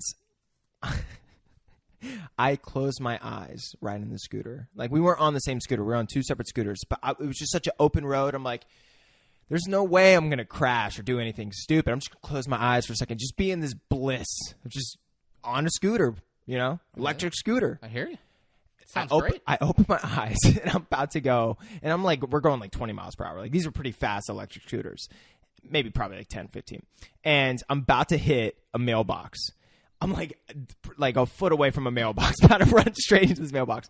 And I just dive off to the right, and I hit the ground so hard that I flew over a driveway. Like, there was I hit the grass, like there was like the mailbox right before the driveway. I fell off, hit the grass, fell over the driveway, hit the other part of the grass, and kept rolling. And as I'm rolling, it was the cutest thing. I've never seen Corbin so scared in my life. His face is... he full on jumped off the scooter. He rolled. Like, he didn't just get off. Like, he jumped off, rolled, ran up to me as I'm, like, on the ground looking up. And he's like, as if it's, like, Saving Private Ryan. He's like, Braden, are you okay? Like, as if I'm dying in his arms. Like, we're not going to fucking lose you, Braden. We're not gonna... Dude, he's, like, putting me on the back of his scooter. I'm going to take you home. Yeah, that was my story. I liked it. But, yeah, sometimes you just got to close your eyes and trust, you know? And hopefully you don't hit a fucking mailbox. Just let Jesus take the wheel. Yeah, Jesus. Lord and Savior. Yeah. Hugo is getting Mikey drunk off to the side, and then tells him, he's like, you get in there and you go find a girl.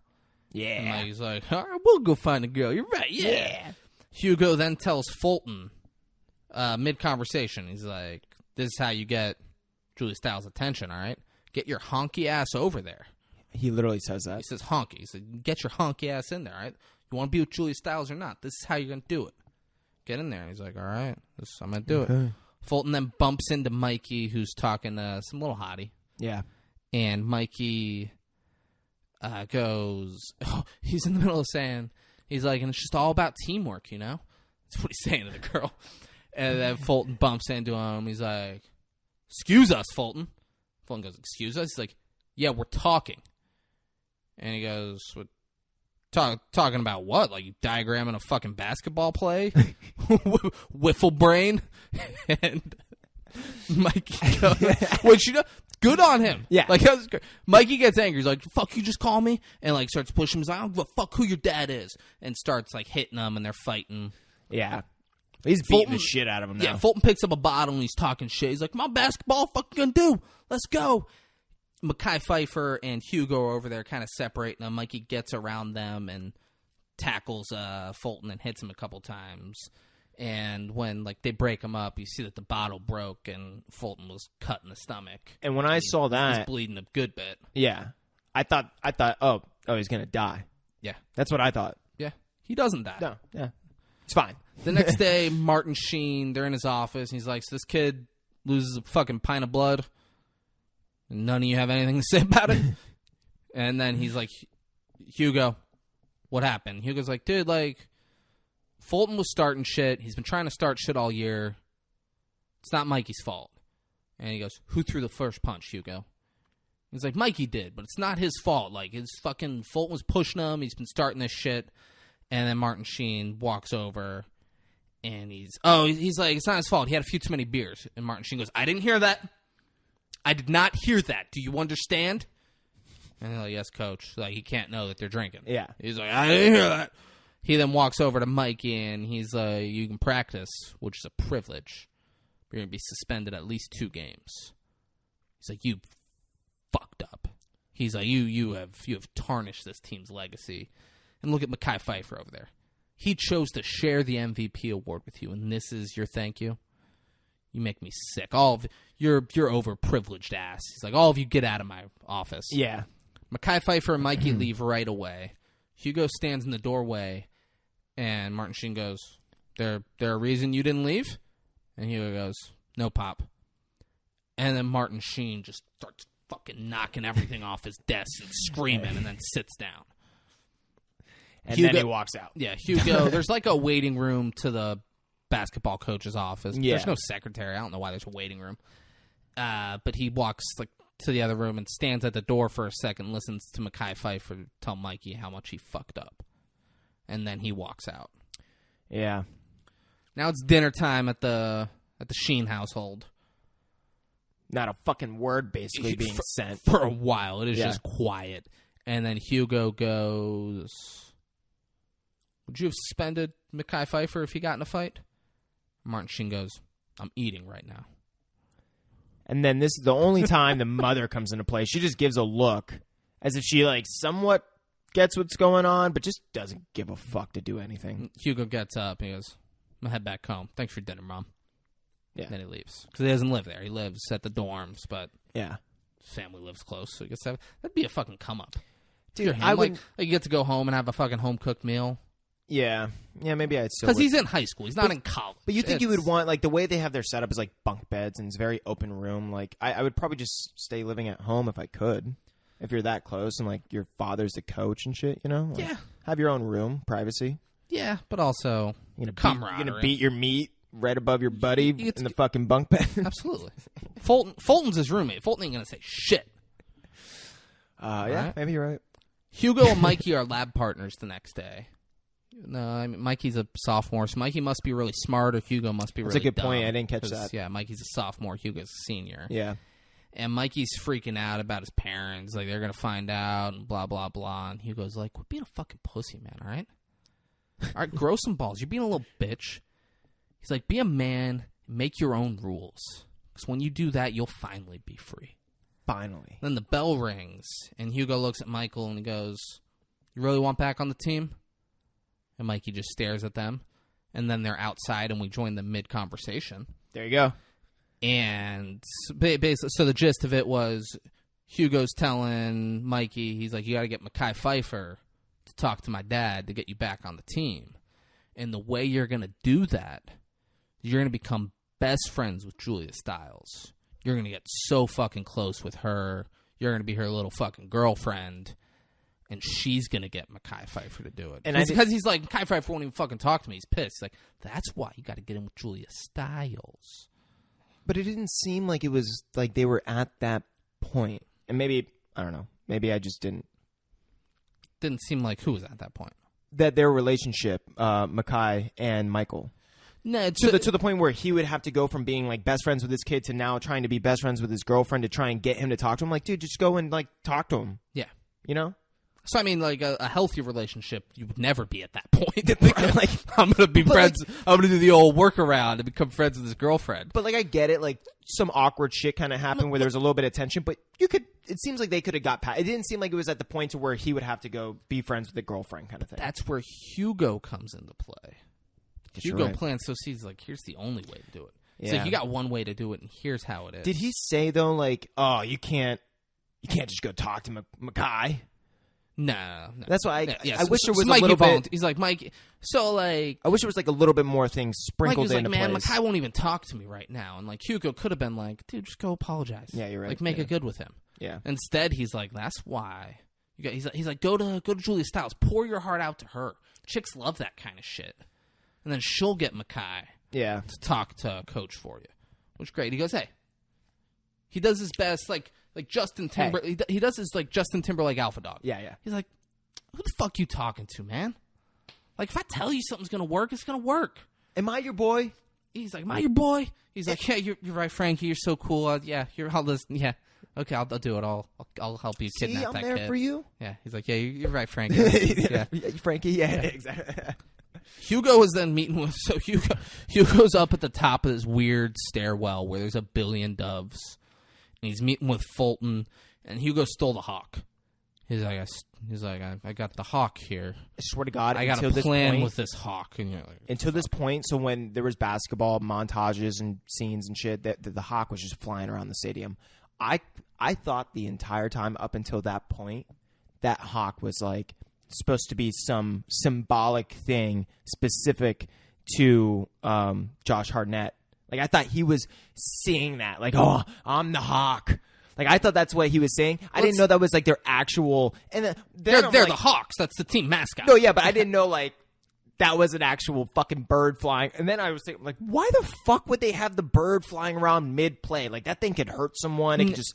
It should be beginning of the game. Like, let's get everyone pumped. We got the hawk take off, and then the guy, because they have a guy with the big glove thing. Yeah. He catches the hawk. But they made it seem as if like while they were playing. Yeah, the first scene, fucking... it's like flying around during the timeout. You're that's like, why nuts. I thought this is him imagining him being a hawk in the. And then he grabs the hawk. I'm like, that's a real hawk. That was there the whole time. But he has it up there. He stole it. He stole the hawk, and he's got all the white doves. And Fulton's like, I can't stop thinking about Julia Stiles, man. I love her so much. And Hugo says, he calls him a spoiled fuck. Yeah. He's like, you spoiled rich fucks. He's like, good things take patience and sacrifice. Yeah, anything worth having. Anything worth having takes patience and sacrifice. Which I was like, that's actually pretty true. And then Fulton lifts up his stomach. He's like, fuck do you call this? Because he fucking almost bled out and had to go to the hospital. He's like, yeah, I've done some sacrifice. He's like, yeah, you did get your ass kicked pretty good. He's like, twice. It's like, I got my ass kicked twice in less than a week. Because of you. Yeah. He's like, he's like, I need to know where this shit is going. Yeah. And then it's game time. Commentators they're talking up Mekhi Phifer. And they mention how the hawk is missing. They're playing an all-black school that they haven't played in over 9 years. And the all-black team is way better than the white teams that they've been playing. Yeah. Like, it's clear, like, oh, this is another good team. That playing. Shit. Yeah. This is a close game. So, Martin's flipping out. Yeah, so it's back and forth. The all-black team, like, jumps out to a lead at one point. Yeah. Martin Sheen calls timeout. They're huddling up. He's screaming and going crazy at everybody. Hugo, so Mikey's not on the bench. He's like in the first row of the bleachers, and he's leaning over listening to the huddle. Hugo sees Mikey and kind of just does one of these. Looks at him and then goes. And Mikey looks and sees that Julia Stiles is sitting up there, and he's like, all right. He goes and sits with Julia Stiles. Yeah. So great. Yeah. He's just like, hey, fuck up there. What are you doing? Come on. I'm a hawk. Yeah. I see everything. Go do your thing. Yeah. And he's like, all right. And then he goes up and sits with Julia Stiles. They come out of the break. They play real well. Mekhi Phifer and Hugo, they're fucking in sync. They're just making shit happen out there. Yeah. And they win. Beautiful shit. And then another thing is like the way that they have to film that. It's like you can't just film a bunch of random basketball. Like you have to go play by play, which means every shot that you see, every time they cut to a new, which a lot of times you don't, because they do so well at editing, you don't realize how many cuts that they're doing. Bro, for one layup type shit, like from one end to the next, there's like 6, 10, 15 shots that you don't even realize how much time that took. That means like there's like all these people in the stands that just had to stay there while they're just like, all right, new setup, new setup, new setup, new setup. Oh, I imagine this scene took all day. Oh, bro, multiple days. Like just fucking and guys like talking about all the basketball scenes. And I'm talking about this one basketball scene. Yeah, then maybe a day, and a little bit longer. It's a little bit longer than I just described it. Yeah, not much. Yeah. It is less than 2 minutes. Exactly. This whole scene. But just how many exactly? Because of all the shots that they have to be able to make, dude, it's gonna take forever, and they probably did. But good for them. Mekhi Phifer looks up and sees Mikey and Julia Stiles hugging and kind of is like, fuck's that all about? Like, not super like, I'm going to fuck somebody up, but kind of like, oh, I see it. Like, yeah. All right. Now the team's working out in the weight room. Mikey's not there, even though he's allowed to practice with the team. You'd think he's allowed to lift weights. Was he allowed to I thought he was only supposed to watch or something. He said you're allowed to practice, which is a privilege. But only watch the games. Yeah, so you'll be suspended for at least 2 games. Yeah. Mekhi Phifer, they're working out. Mekhi Phifer's telling Hugo how he thinks he's going to talk to Martin Sheen about getting Mikey back out there. Like, he should be here with us, man. And Hugo's like, can you trust? Hugo's just planting seeds. Hugo's so great. Yeah. He's like, he's like, can you trust? No, he doesn't even say, can you trust yet? He immediately goes, does Mikey know about you and Julia Stiles? You guys been together, what, like 4 months? Mikey know about that? Mekhi Phifer's like, yeah. And he's like, can you trust Mikey?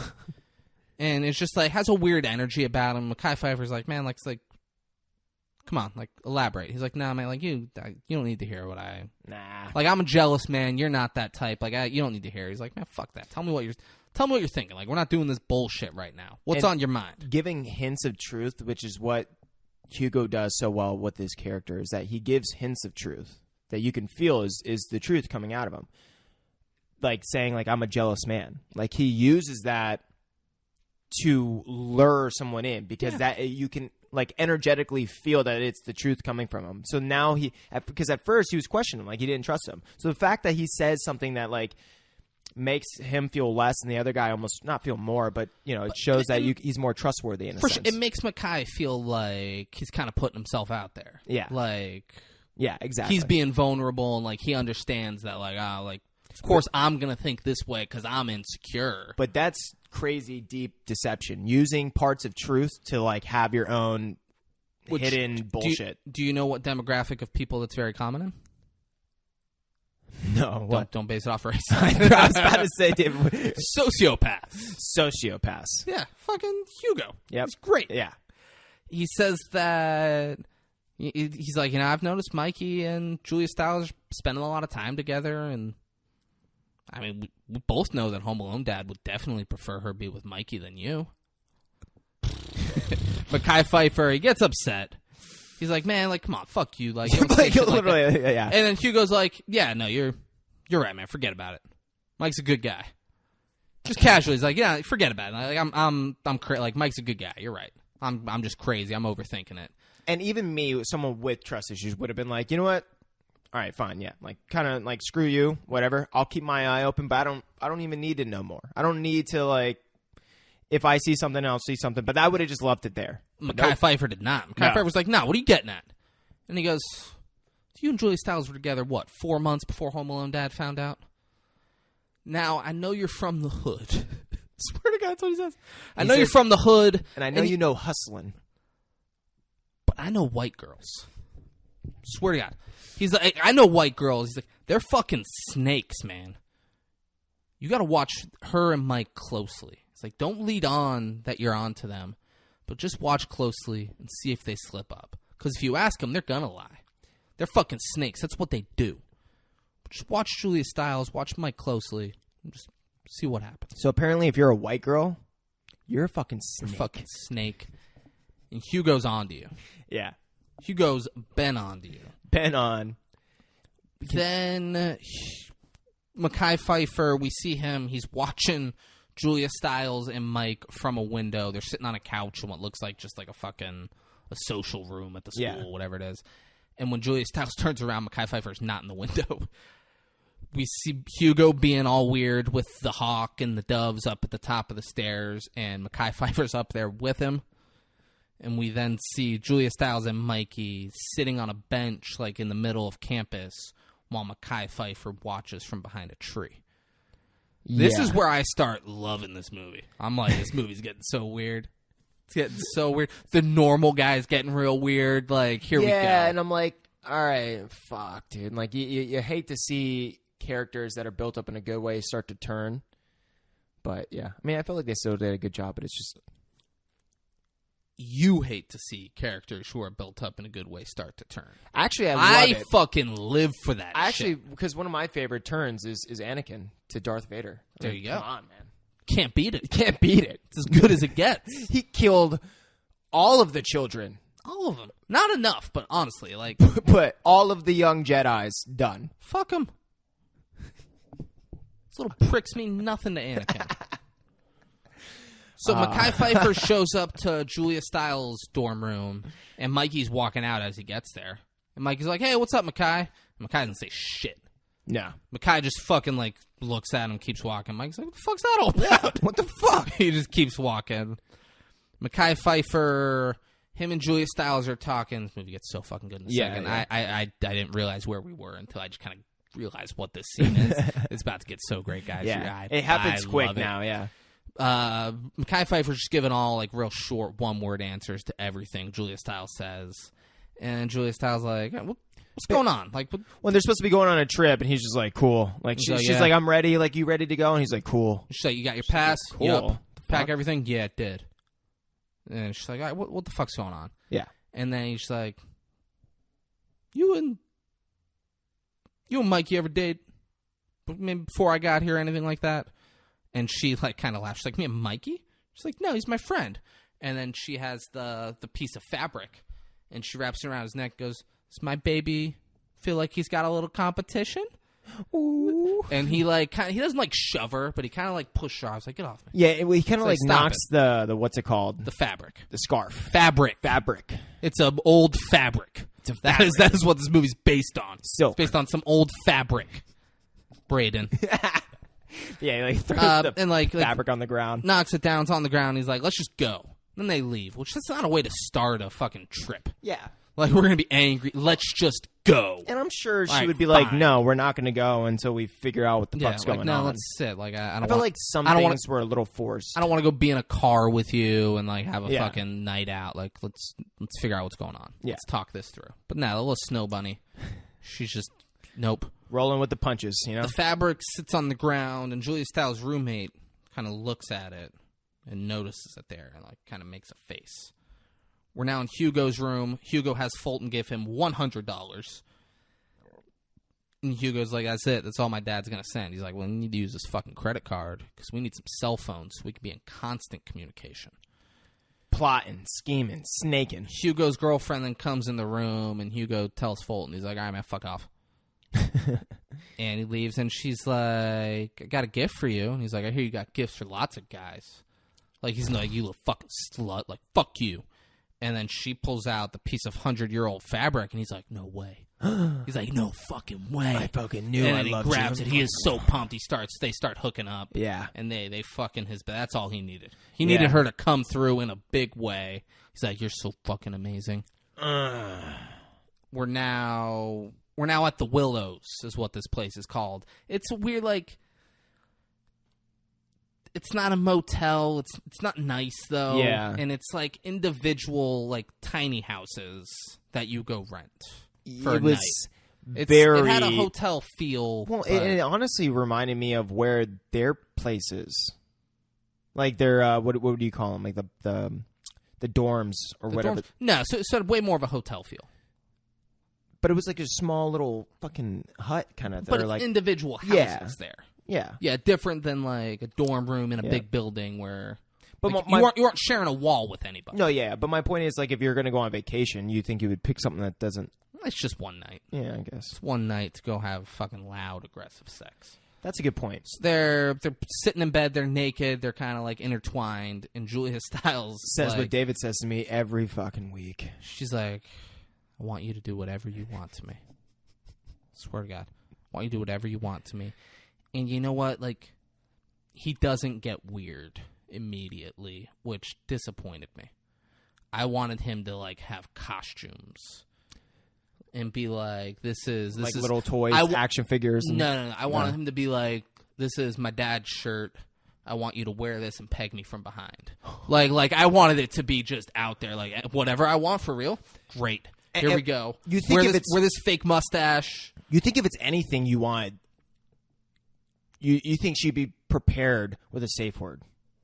Anything? Come on. Don't bury it. Or don't fucking give it away. Well, I'm not giving it away. I'm just don't throw out safe word yet.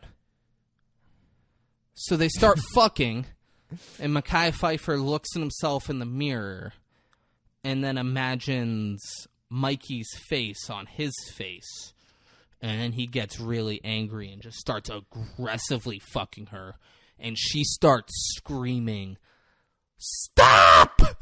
stop! No! Mekhi Phifer, no! Stop! And he does not stop until he finishes. It's fucking crazy. And then she just lays there just shocked. Well, the fucked up thing is that, she did say anything. She did. You could have saved that for after he raped her. But it is wild. Like they're because he said something in like the scene before when they were laying naked in the bed with each other that like he's, I don't know, he's hung basically, and she's like she called him a little cocky earlier, and he's like, don't ever use little and cocky with the same me. sentence talking about me, especially when you know it's the opposite. She's like, stop it. I don't know, man. Like bro, he ripped her apart. That's what I'm getting to, bro. Like they're making it seem in this scene, bro, in this movie that he didn't just like as if she physically could not handle it to the point to where she was just in pain. That's why she was screaming stop. And he broke her in half is how this fucking scene was portrayed. Like she's dying from the inside. We're watching her dying on the bed now. I mean, that's how I felt. I'm just trying to relate to that. That's how I felt, yeah. Absolutely. That's the feeling you get. Is that she's been murdered. I think this is as good a time as any for us to take a little break. Yeah. So, guys, go check out Subway. Please. And we'll be right back. Yeah. And we're back. We're back. Did you miss us, guys? I hope you did. I missed you. No new Dolphins news during that break. Yeah. So now it's the next day. Woo. Mekhi Phifer and Julia Stiles have what has to be the most awkward car ride in the history of car rides. We don't see it. We just see them get in the car and head back to school. And you're like, that had to fucking suck. Yeah. Mikey is on campus. He's chatting up that little hottie from earlier. And Hugo's watching them. The little hottie notices Hugo and kind of like has a weird look. Hugo's watching them from like way up on like a balcony. He's just staring at them. Yeah. She looks at Mikey, and then Mikey looks up and sees Hugo, and Hugo's like, come on up here. Mikey's like, I got you. He's like, see you later, babe. And walks up to go see Hugo. We then see Hugo whispering to Mekhi Phifer in class. And he's like, hey, I saw that 100-year-old fabric that you gave to Julia Stiles. Mikey had it today. So, and as he's saying this, we see him giving Mikey the fabric.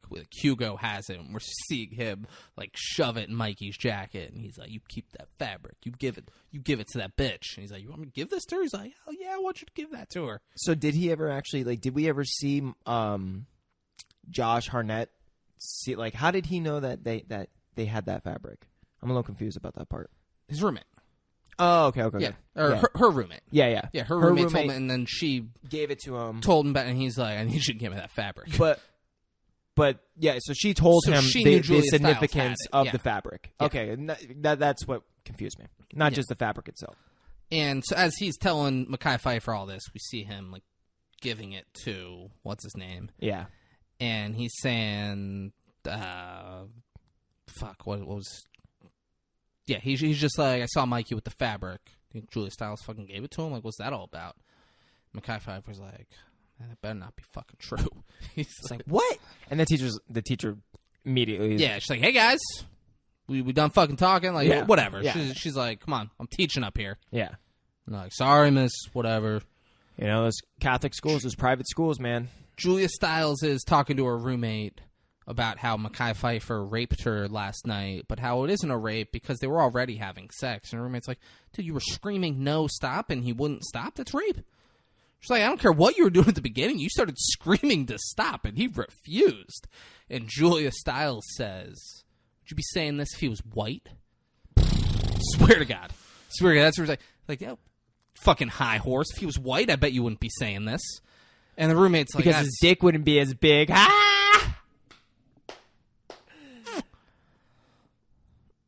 You gotta get one. Yeah, it was a lame joke, man. Yeah, but it makes sense. It's kind of it's just no. But that might have been what she was referring to, you know? No, she was referring to you don't like him because he's black. You're racist. That's what she was doing. And the roommate's like, it's fucking good. Stop it. Yeah.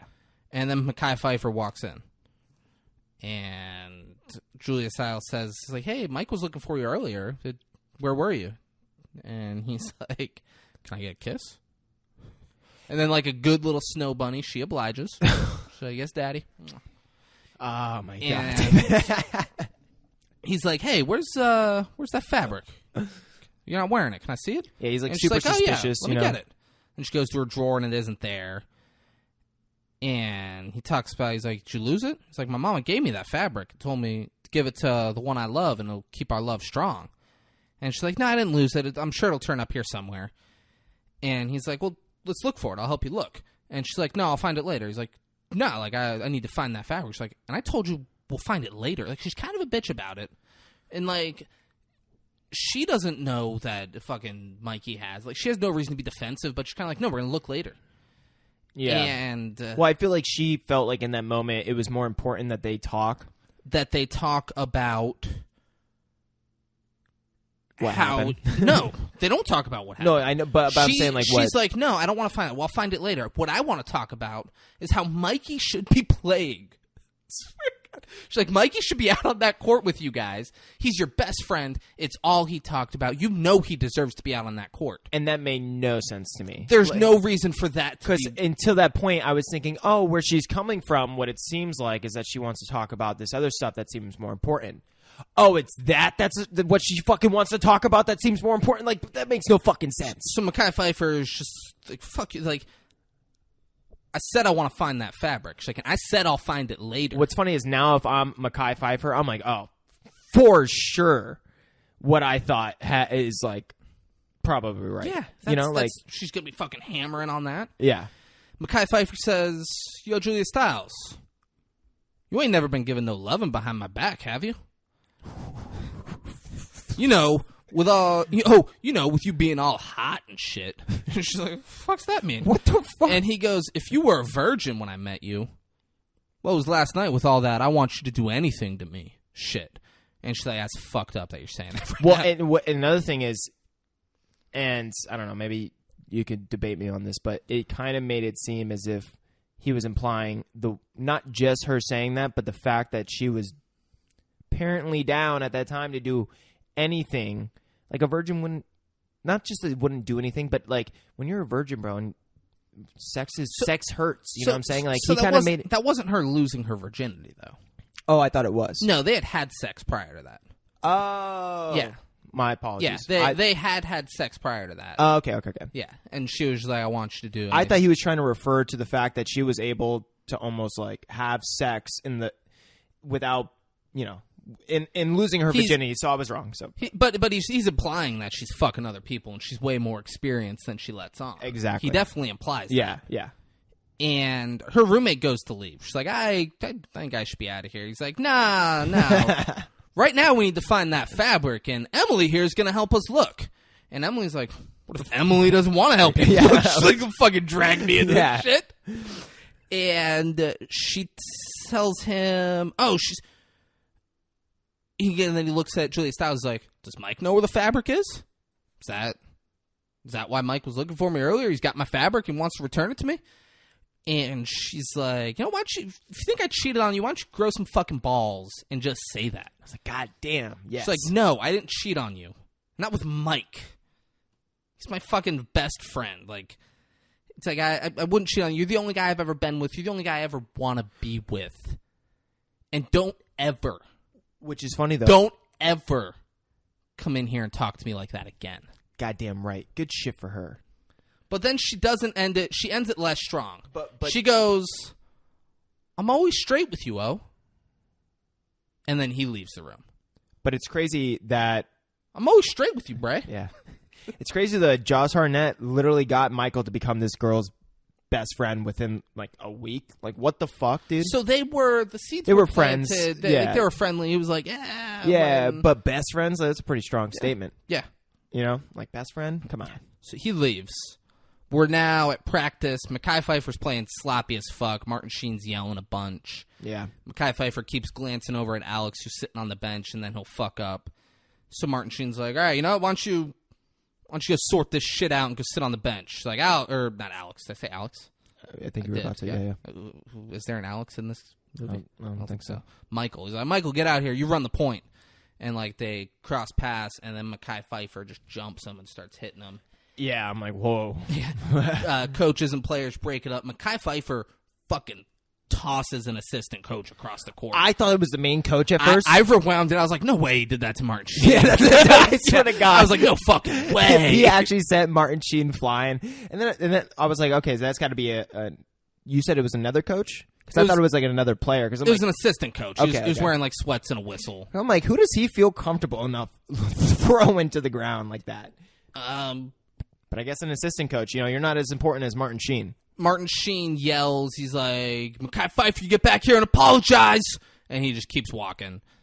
Yeah, slams that fucking door. Now Hugo is in Martin Sheen's office, and they're having dinner. He's got like a tray in his lap. He's like, it's been a long...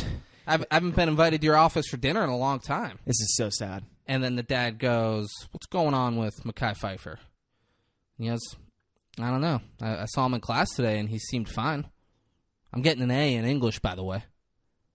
Like, hey, Dad, like, what the fuck? Like, you don't ever. Why don't we talk about us? He's like, that's great, son. I don't ever have to worry about you. He's like, and thank God I don't have to worry about you. No, he's still sitting over in the desk. Oh, I thought he rubbed his head or something or you're right. He's that's like, after. Thank God I don't have to worry about you. My bad, yeah. But Mekhi Phifer, he's all alone here. Christ, he's the only black kid at the school. Like, he's got nobody. He's part of our family. I need you to look out for him. Just keep an eye on him and take care of him. And he just goes, all right, Pop, I will. And he pops out and he goes, great, thanks, son. Then he pets him on the head. But he also says, because if Mekhi Phifer has a problem... Oh, my God, yeah, he does. We got a problem. And that's like, you could just tell with the look on Josh Hartnett's face, it's like a realization that he's never going to get his father's love type, or at least the love that he wants, or the appreciation or acceptance. Never. Yeah, it's never going to be Mekhi Phifer's level. We got a problem. And then he goes, all right, well, I'm going to go. You stay here, finish your supper.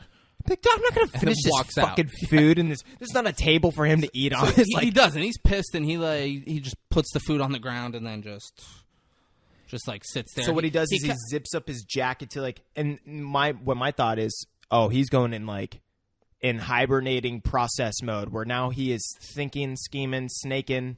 He's plotting. He's getting fucking evil. Yeah. We see, so it's a slam dunk contest at the school, and we see Hugo's drug dealer walk out of the gym, and he's the only black man in a sea of white kids who are walking the opposite direction. Not suspicious at all. What's that? Oh, he's a black, and the drug dealer's in his mid-30s. Yeah. So it's an adult black man walking through a sea of white teenagers, and you're like, well, what's his deal? What's going on here? He's dressed like somewhat of a drug dealer. Like, you would be suspicious. There is a CSPN reporter there. Not ESPN. Because CSPN. You changed that one. I thought it was C-SPAN at first. And I was like, fucking C-SPAN? That's where they went with C-SPAN. At the high school slam dunk contest? I was like, CSPN. Okay.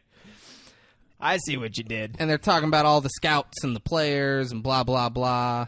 Julia Stiles and Mikey are sitting together in the crowd. Mekhi Phifer is in a boiler room, some back boiler room, crazy looking place. I don't ever remember this at a high school gym. No. I'm convinced that this was not even there. They shot way offset, some random building. It's not even part of the high school, and they're like, "This will work." It worked. Yeah. I liked it. It kind of. He buys coke from the drug dealer, but like a good dealer, he doesn't take the money the first purchase. He's like, nah. If it's just a one-time thing, it's on the house. It's like good dealers man, you're going to get hooked. You're going to come buying all the time. You're going to be like, I want to go buy from that nice dealer who fronted me. Well, didn't he even say, too, I don't want you to be doing this too much or some shit? Yeah, he made, a remark, I know, your past, don't get hooked on this shit. Yeah, he's like, I don't think it's a good idea. And he's like, nah, I just haven't been sleeping lately. I just need a little bit, one-time deal. Well, pick me up, And then, so they walk past and... But I'm like, would coke really be the we're not there. drug choice Movie starts to get... A little woken up, absolutely. but don't you have I've never dunked, but don't you have a crash after 20 minutes or some shit? Yeah, but it's a slam dunk contest. He's not playing a game. Yeah, you're right. Yeah, so he just needs a little bit. You're right. Coke would be so if he could, if he had crack readily available as you know from Fear, I think crack is amazing. Okay. And everyone should try it except for my nephew, Zach. But, like, Coke, if you got the money, you buy Coke because you don't feel like such a scumbag. But crack's better. Okay. Crack is better. Fulton then sits in front of Mikey and Julia Stiles, and Mikey has his friend Jason sitting next to him. And he sits down, and Mikey's like, the fuck you doing, Fulton? You don't belong here. Walk. Get out of here. And Julia Stiles is like, it's fine. He's allowed to sit there. And then Mikey and his friend... Turn it up a notch. Because Julia Stiles is like, it's fine. Let him sit there. They start going, you fucking faggot. Yeah, faggot. You tag along, faggot. And they're both flicking his ears like, hurts, doesn't it, faggot? And Mikey's like, you fucking loser. Get out of here. And he Get did out a here, great job. Faggot, you tag along, faggot, loser. And they're both flicking his ears. And he's just like, shaking with tears in his eyes. No, the kid did great. Like, the actor did phenomenal, yeah. Crushed it. And then eventually just gets up and walks away. And like, yeah, that's what I thought. Yeah. And like, yeah, got him. It's nuts.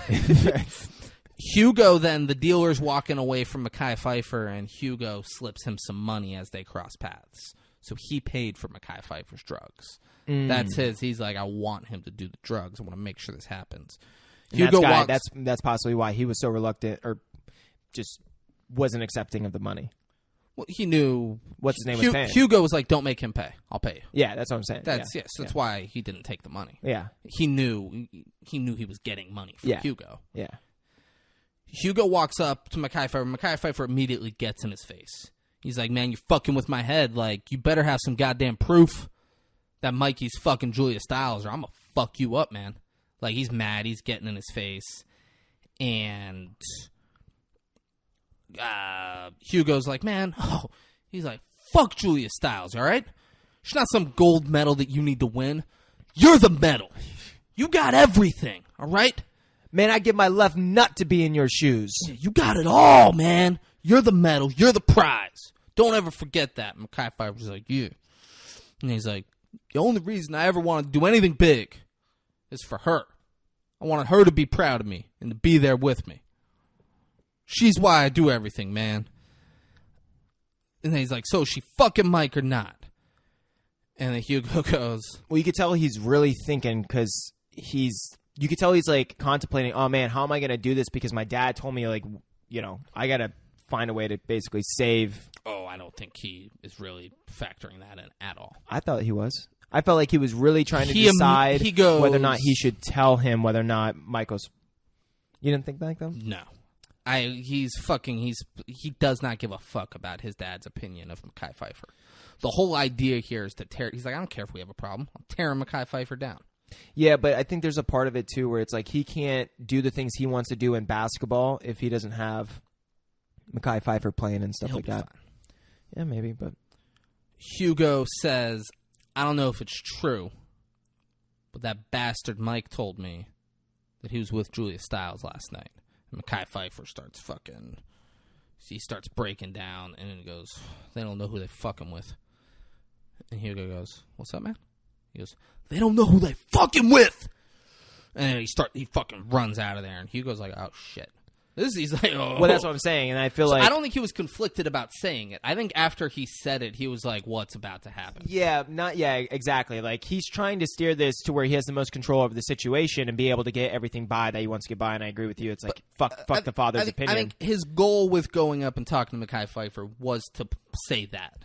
Was to have that be a big reveal, like they were together last night. Yes, I do. Yeah. I do agree with you, but afterwards, I think he was like, "Ah, shit." Exactly. Yeah. And I think that's what he was contemplating. Like, oh, if I do maybe tell him right now, maybe it's going to fuck up with something with the basketball game or the dunk or whatever.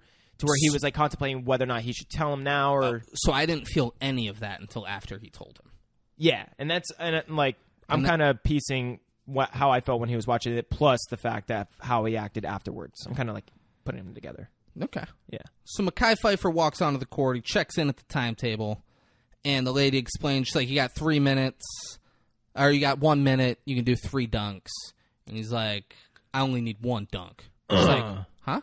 She's like, no, you get 3, and you get to drop your 2 lowest scores. And he goes, I only need 1.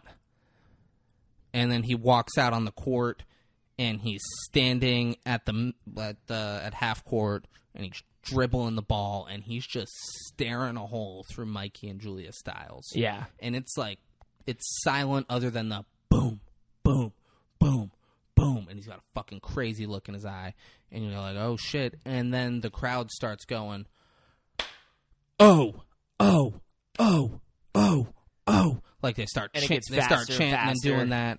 He goes up, he does a dunk that rips off the rim and shatters the backboard without it That's not if he's broken like glass, Shaquille like O'Neal, it's shattered. dude.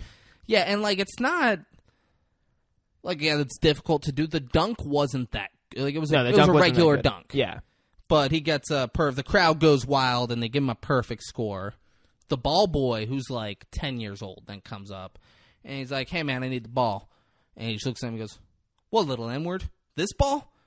And he's like, nah, man, the two balls that are hanging behind your dick. Yeah, that ball. It's a little black kid, and he's fucking with the bag. But he thinks witty. they're cool. And he goes to get the ball. Mekhi Phifer fucking shoves him to the ground. Yeah, and the kid goes sliding fucking The down. crowd starts booing, and then a wrestling heel. He's holding the ball, and he's like, huh? You don't like that shit? And they're booing him. They're going crazy. He's like, come on, keep booing me. Keep booing me. He throws the ball as hard as he can through the shattered backboard to make it shatter completely. The boos get louder. He then picks up the rim and is holding it up over his head as the boos are getting louder, and he slams it on the floor, and then he runs out of the gym. And it didn't really make sense because the moment you push a child to the ground, Yeah, people are getting out there. bro, the coach is going to grab you immediately, especially when he knows that there's college coaches there checking you out. It's not just the crowd boos him. Yeah, exactly. He just threw a little kid to the ground. And he gets to stay on the court just mocking everyone. No, dude. He's like, oh, you don't like it? You don't like it? What are you going to do? It's fucking wild. And no one does anything. Yeah, he's in a nice. It's crazy because he was in the gym and now it's a nice fancy building, and he's just throwing shit around. That's what I'm saying. That. And Martin Sheen, yeah, parts of it don't make sense. Yeah, Martin Sheen and Home Alone Dad run up. Oh, after he slammed the rim on the ground, we see Hugo just flip his hood up and slowly exit through the back door, back out. It was fucking evil. Yeah. He's an evil guy. Martin Sheen and Home Alone Dad, they're chasing after him. And Martin Sheen goes, I'm just asking for one more game. Home Alone Dad goes, one more game for you or for him? Because he's lucky he's not expelled. Yeah. And Hugo is behind a dark corner. And he just says to himself, yeah, Dad, who's your favorite now? Fucking wild. Jesus Christ, man. And I think I said this on another podcast. It's not the... maybe I'm going to do a disservice to myself. Maybe it was mommy issues. Either or. It was either mommy or daddy issues that we were talking about on one of the episodes. We were talking about how psychopaths have... Was it mommy issues? You said... When girls have daddy issues, they act out sexually. When guys have mommy issues, they fucking murder people. Apparently I was wrong. That's what you said. Yeah, apparently this is the only other story that says different. Because, dude, what the fuck? We're now in Hugo's dorm room, and he has Mekhi Phifer snorting blow and drinking with him. Yeah, and even Mekhi's like, man, I don't want to do this. Like, come on, just fucking do it. And he's like, all right, yeah, you're right. It's going to make it easy for you to swallow the pain. Hugo then says, I did some detective work, and Mike said that half the time she doesn't even want to have sex. She just wants to lay there naked. But they're fucking, Mekhi. And don't get mad at me, but they call you the N-word. He's like, they call you the... And then he says the N-word. Says the N-word. That's the N-word. Not the N-word. Yeah. The N-word. Yeah. The black person. Yeah. That's what they call you. But how did he know that... Oh, yeah, he says the N-word with an ER. Yeah. How did he know, though, that... he's fucking Julia Stiles' roommate. You're saying Julia Stiles' roommate told him that they like to sleep together naked. Yeah. That's her thing. Yeah. Okay, that's what I was wondering. Yeah. That's her friend. They're roommates. They have girl talk. But did we see that, or we just piece that together? Piece it together. Okay. That's they might have shown it, but it's yeah. That's definitely how he learned. Because there was times where I'm like, okay, well, he probably found that out this way or that way, but I don't remember seeing it. And I felt like this movie does that a couple times where you don't see it, but you can imply it. That's how he would have found out. Yeah. Mekhi Phifer says Julia Stiles would never say that. And then Mikey knocks on Hugo's door. Hugo answers it, and he's like, "What's up?" He's like, "I want to talk about Julia Stiles." And he's like, all right, man, give me 2 minutes." He's like, "All right, well, I'll come in and wait." He's like, "You'll wait out here. You'll give me 2 minutes." And Mikey's like, "All right." He's like, "It's fucking weird, but whatever. It's your room. Yeah, I'll give you 2 minutes." And then he goes up to Mekhi Phifer, and he's like, "That's Mikey. Why don't you just wait on the porch, sit out here?" He's like, "Don't come in no matter what, but just sit on the porch and hear for yourself what he has to say." Mekhi Phifer's like, all right. He's and I totally thought this was gonna play out opposite than what happened. So we'll say what happens. Yeah, and then you say. So Hugo lets Michael in and loudly mentions Julia Stiles. And then he's like, "So you've been spending a lot of time with Julia Stiles lately, huh?" And then quietly is like, too bad you don't have her able to do all the shit that little hottie from that party earlier does for you." And like he says that, like he whispers that to him.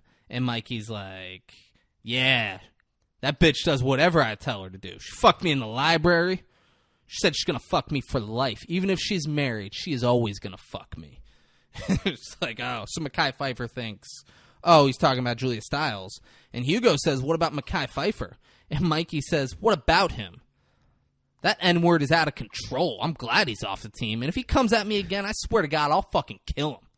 And you're like, oh, shit. And then the little hottie from earlier, like fucking so great how this all played out for Hugo. Yeah. Little hottie from earlier bangs on the door, and she's like, I want to see Mikey. And she throws the fabric at him, and she's like, "Yeah, I heard you got this from some other bitch." He's like, "It was a gift." She's like, "Yeah, but I prefer gifts that you don't get from somebody else." She walks out. Mikey's like, "Ah, fuck, here, hold this," and hands Hugo the piece of fabric, and he follows that chick out. And Hugo walks over to Mekhi Phifer and hands him the fabric. And he's like, that's fucking... How about that? So and then hold on, let's just get through this. Mekhi Phifer goes, "How are we going to kill this motherfucker, Hugo?" And Hugo goes, "What's that?" He goes, "How are we going to kill this motherfucker, Hugo?" And Hugo goes, "That's a big step. What about Julia Stiles?" And that's the end of that scene. Yeah. How'd you think it was going to go? Well, I thought it was going to, one, be the opposite. I thought this was going to be basically the end of the movie. I thought that Michael and Phifer were going to find out. I thought it was not going to play. I thought it was going to play the complete opposite for Hugo. And then Hugo's playing chess, all right? But even then, when Hugo's playing fucking 3D chess while the rest of us are playing checkers. God, what? Now I'm like about a blank. What did Michael say? Oh, it was about the scarf. Why didn't Michael fabric? Why didn't Michael say to Hugo about the scarf, or that he got the fabric from him? Why did he say I got it as a gift from like someone else rather than saying he didn't? She found out that he got it from someone else. Maybe Hugo told her. That's a thing they leave out. We don't know how she knows that he got it from. That's what confused me a little bit. So like, but also why he didn't say like, "Oh, Hugo gave it to me." He's not gonna sell out his boy. I feel you. Yeah. But when you're getting like when you're getting all this blame on you, sometimes maybe you would. But yeah, I guess you got a good point. No. Because you don't think it's that big of a deal that you'd be like, this motherfucker gave it to me. He's a real friend. You would sell me out in a second because you're a piece of shit. Bro, because it's not that she big says of a deal that to in me. That moment. She says that to me. I go, I get shit where I get shit. You're welcome. And then she walks out. I'm like, I got your fucking back, bro. You're my guy, and I love you. God. Now, Hugo was at a pawn shop, and he's... I thought they were going to kill him. I thought they were going to kill Hugo? Yeah, I thought Hugo was going to get basically... Nah, nah, baby girl. Nah. Hugo make it through. Oh, yeah. Hugo's at a pawn shop, and he's pawning a watch for fucking 38. And the pawn shop guy, he's kind of playing hardball, and he's like, I don't even think about that gun without giving me some sort of ID. Yeah. That's him playing hardball. He's Yeah. like, I need an ID to sell you a gun. And Hugo goes, come on, man. You want that watch. I want that pistol. And the pawn shop's guy looks at the watch, and we don't see him agree, but of course he agrees. Of course. Fucking, he wants that watch. Yeah. We're now at the weird stairway with all the birds and shit, and Hugo's telling Mekhi Phifer how he's like, you're my fucking brother, all right? I love you. If they wronged you, that means they wronged me. He's like, so here's the plan. Me and Mikey are going to tell my dad we're going to go separate to the game. We want to get there early. We're going to use Fulton's car. We're going to use Fulton's car. Yep. You need to go make up with Julia Stiles. Mm-hmm. At exactly 7 p.m., you kill that bitch. And you plant this glass. And like we see Mikey taking a shot and putting the glass down. He's like, you plant the glass in her room. So they think Mikey was there and he did it. Then we're going to pull over. We're going to find Fulton parked in a rental car. And he's going to shoot Mikey. And we're going to make it look like a suicide. And they show them like putting the gun in Mikey's hand and putting the scarf in his other hand. So as they're saying all this, he's saying the plan. It's like showing as if it's happening in real time, kind of thing, as if it's going perfectly planned. And he goes, and then we all make it to the game on time. My dad will have to start you because Mike isn't there, and we'll win the state championship. Mekhi Phifer goes, what about Fulton? And he says, Fulton thinks you two are just breaking up. And by the time he finds out what really happened, he'll be so scared that he'll just go along with whatever I have to say. And he goes, and if he doesn't? And Hugo says, you said you're going all the way with this, right? I mean, it's the perfect crime. Yeah. It is foolproof. The only thing, Fulton will be so scared. Like, you're trusting Fulton to kill somebody. There's too many variables. You're trusting Fulton to kill somebody and make it look like a suicide, and you think he's going to be too afraid. Exactly. Like, you think he's going to be willing to kill somebody, but he's going to be too afraid to speak up. Exactly. And that's like, it's an added variable that you don't have control over. Yeah. He's a wild card. Yeah. That night, the rental car's on time. Mike knocks on Hugo's door. So now it's actually happening in real time. So they were showing it how it's supposed to be, and now it's actually happening. Now it's game time, baby. Yeah, now it's game time. Mike knocks on Hugo's door, and Hugo's like, hey, Mekhi Phifer's in there. He's like, all right, man, go sit on the thing. He's like, hey, I love you, bro. So he hugs him. He's like, you're my fucking guy. I love you so much. You're my brother. So sad. It's like, yeah, Mekhi Phifer goes, and he's out on the porch. Mikey comes in, and he doesn't want to do a shot with Hugo. Hugo pressures him into it. He's like, my last game was a Hawk, man. Come on. He's like, I'm too nervous. He's like, let's loosen you up. Let's go. And he's like, all right, and does a shot with him and puts the glass down. And Hugo puts his upside down. So Mekhi Phifer knows the one right side up. That's fucking Mikey. Upside down, that's Hugo. So Mekhi Phifer goes in and grabs the right one, puts it in the bag. What did he do? He like rolled his sleeve up to grab it. Oh, And did then- he? and then- yeah. Because when I was playing it was like dark, but I saw his finger. It was inside the shirt. Man, Yeah. maybe it was, Well, but No, it was. When- No, maybe about it. For sure it was. I'm just saying when he let go, I saw his thumb, and I'm like, God damn, this man just put his own fucking fingerprint on the fucking No, glass. you're wrong. Guess I He's am. wearing long sleeves. He rolls his sleeve. I mean, there could be fucking hair and shit on. Like, I don't know. Yeah. Wear gloves if you're gonna No, do but this it's shit. I didn't see that, so good. But he does that, bags his thing. They're leaving. Julia Stiles' roommate, she leaves, and Julia Stiles is staying. She's like, oh, save a seat for me. Just like Hugo knew she would. Yeah. Yeah. Which is so weird, though, how Hugo just knows how everything's going to play out, but he's Yeah. just it's a psychopath. Playing fucking chess. Chess, and they're playing checkers. I feel you. The little hottie, because Mikey's like, oh, man, the little hottie was going to ride with us. He's like, oh, she's got a car. Don't worry. Yeah. And then they leave, and then she sees them leaving together. Mm-hmm. Mikey, he comments on how Hugo's driving like such a fucking pussy. He's like, you're driving so slow, man. You're driving like my fucking grandma. Let's go. They drive past the rental car with Fulton in it. And Fulton's face down on the steering wheel with the hazards on. And they drive past it, and then Hugo stops, and he's like, let's go check on that car. Make sure that guy's all right. And Fulton's like, no, man, I don't want to be late for warm-ups. Yeah. Which, not Fulton, Mikey. And this is where you're like, oh, fuck Mikey. Like, that's crazy. Yeah. I don't want to be late for warm-ups. He's like, dude, it's going to be fucking freezing tonight. And that guy looked like he was passed out in the car. It'll take a second. We got to go check on him. And Mikey's like, oh, fucking bullshit, man. Whatever. We're now at the thing. South Carolina, the Gamecocks, their head coach is there. And he's talking to Martin Sheen. And he's saying he'd like to talk to Mekhi Phifer after the game if he gets a chance. And Martin Sheen asks for a job on the South Carolina Gamecocks coaching staff. Super inappropriate. Yeah. He's like, I'd love a job with you guys. He's like, yeah, I mean, man, we'll see. And he's noticed it. Like, so Hugo, Mekhi Phifer, and Mike are all not there. Martin Sheen's telling assistants, like, go check on the dorms. We got to find these guys. Yeah. Should be here already. Mekhi Phifer is in Julia Stiles' room, and she's asleep. He sets the glass down where it needs to go. Mike opens the car door to the rental car and says, hey, mister, are you all right?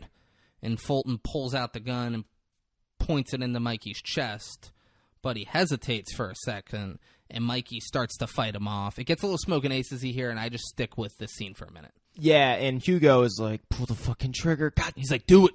Yeah. Do it, Fulton. And Fulton doesn't, and Mikey, like, fucking starts to wrestle with him. They're fighting for the gun. Hugo runs to the other car and then comes back with a tire iron. Right when Mikey wrestles the gun away and, like, takes a step back, Hugo comes up behind him and hits him with the tire iron. He falls to the ground. Fulton picks up the gun and shoots Mike in the knee. And Hugo's like, God damn it! He's like, I did it! I did it! He's like, how the fuck? He's like, what the fuck? Like, how are you going to make it seem like a suicide? You shot him in the knee. He's like, it's supposed to look like a suicide. He's like, I shot him just like you said to do it. He's like, you told me to shoot him and I shot him. Why are you getting angry at me? And Hugo's like, you fuck. He keeps saying, you hurted us. You hurted us. You fucking hurted us. I thought he was saying something else, like as if herded. Yeah, I had the fucking captions on, like a herd of sheep. But herded. Yeah, I thought he was trying to say somewhere. There's like some word that like you gave us up in a sense, or you like fucked us over. But I don't know. You herded us. Yeah. Or you herbed us. Sorry, you herbed us. I still don't know what that means. I don't know. You herbed us. You herbed us. You herbed us. Yeah, that's weird. And they argue some more, and Hugo's like, all right. I'm going to tell the cops that Mikey came at you, and you shot him in self-defense. And Fulton's like, no, because if Mike wakes up, he's going to tell on me. And Hugo says it won't matter, and then gets up close. And I can't tell what happens here. He goes, Julia Stiles is already dead. Yeah. I'm sorry. I can't tell if he shoots. He shot him.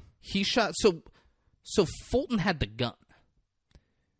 He was holding the gun the whole time, and he was holding the gun after this. I can't tell if he shoots Fulton or if Fulton immediately commits suicide. No, he killed him. He had to have killed him.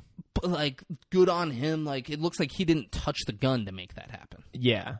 But it had, because there was no, There was zero. You're right. I mean, there was possibility that this could have been a suicide. Because, just immediately, Julia Stiles is dead. Boom! No! Pah! Yeah, like, but it's weird because of the way that they even show it, as if Hugo is now towering over him, and in like this shot, they like just from the shot alone, you think that he shot him, rather than him committing suicide. But the fact that he did all this for a girl that he never even got to really even say fucking hi to, yeah, I could see the way that he would commit suicide over it. But I had the biggest problem with this scene for two reasons. One, if Michael, not that he's not really suspicious, but it's like if you didn't want to go and check on this car, why is he the one opening the door? Why is he the one opening the door? And why wouldn't you begin to be a little suspicious if Hugo is 10 feet behind you, like, yeah, and then why? Also, you don't open the door. Windows down. Yeah. What the fuck? Hey, Makes no mister, you're sense. all right? Like you cautiously approach the car. And then when You this just is, walk up, come on, man, you all right? Whoa. and then when you realize what's happening when you grab the gun from him, dude, it's silent out. You're in literally the middle of nowhere. You couldn't hear Hugo or have the awareness at all. It was bang bang. Kind of, yeah. He ripped the gun and immediately gets hit. Yeah. There wasn't like a standoff and Hugo came up. But still, wouldn't you think, though, if that was happening, that you would immediately think that he's in on it? To where, Not like... necessarily. Who the fuck... I've never had a gun... I got trust issues, David. I've never had a gun pointed in my chest. Like, be like if you and I were out there, someone pointed the gun in my chest, and I immediately assume you're onto it. I immediately assume Braden had something to do with this. And, like, I'm like, oh, shit, I don't want to die. Can I wrestle the gun away? All right, here's an opening. Wrestle it away. I guess maybe... But I don't immediately think, oh, I need to point this at Braden. Well, the fact, too, that one, Hugo didn't help me. Hugo stayed behind. He's scared. Yeah. He's scared. Like there's that's insane to immediately assume, oh, I need to shoot Hugo. I don't trust a fucking soul. It's crazy. Besides you. It's crazy. Not in this scenario, you would not trust me. Bro, if we're in the middle of nowhere, I don't trust you would anyone. point the gun at me, and I'd be like, Braden, what are you doing? I'd be like, no, I would pull the Betty or the girl that what's about to happen. You'd point it at me. I'd be, what are you? Point at him. You fucking pulled it on him. What are you doing?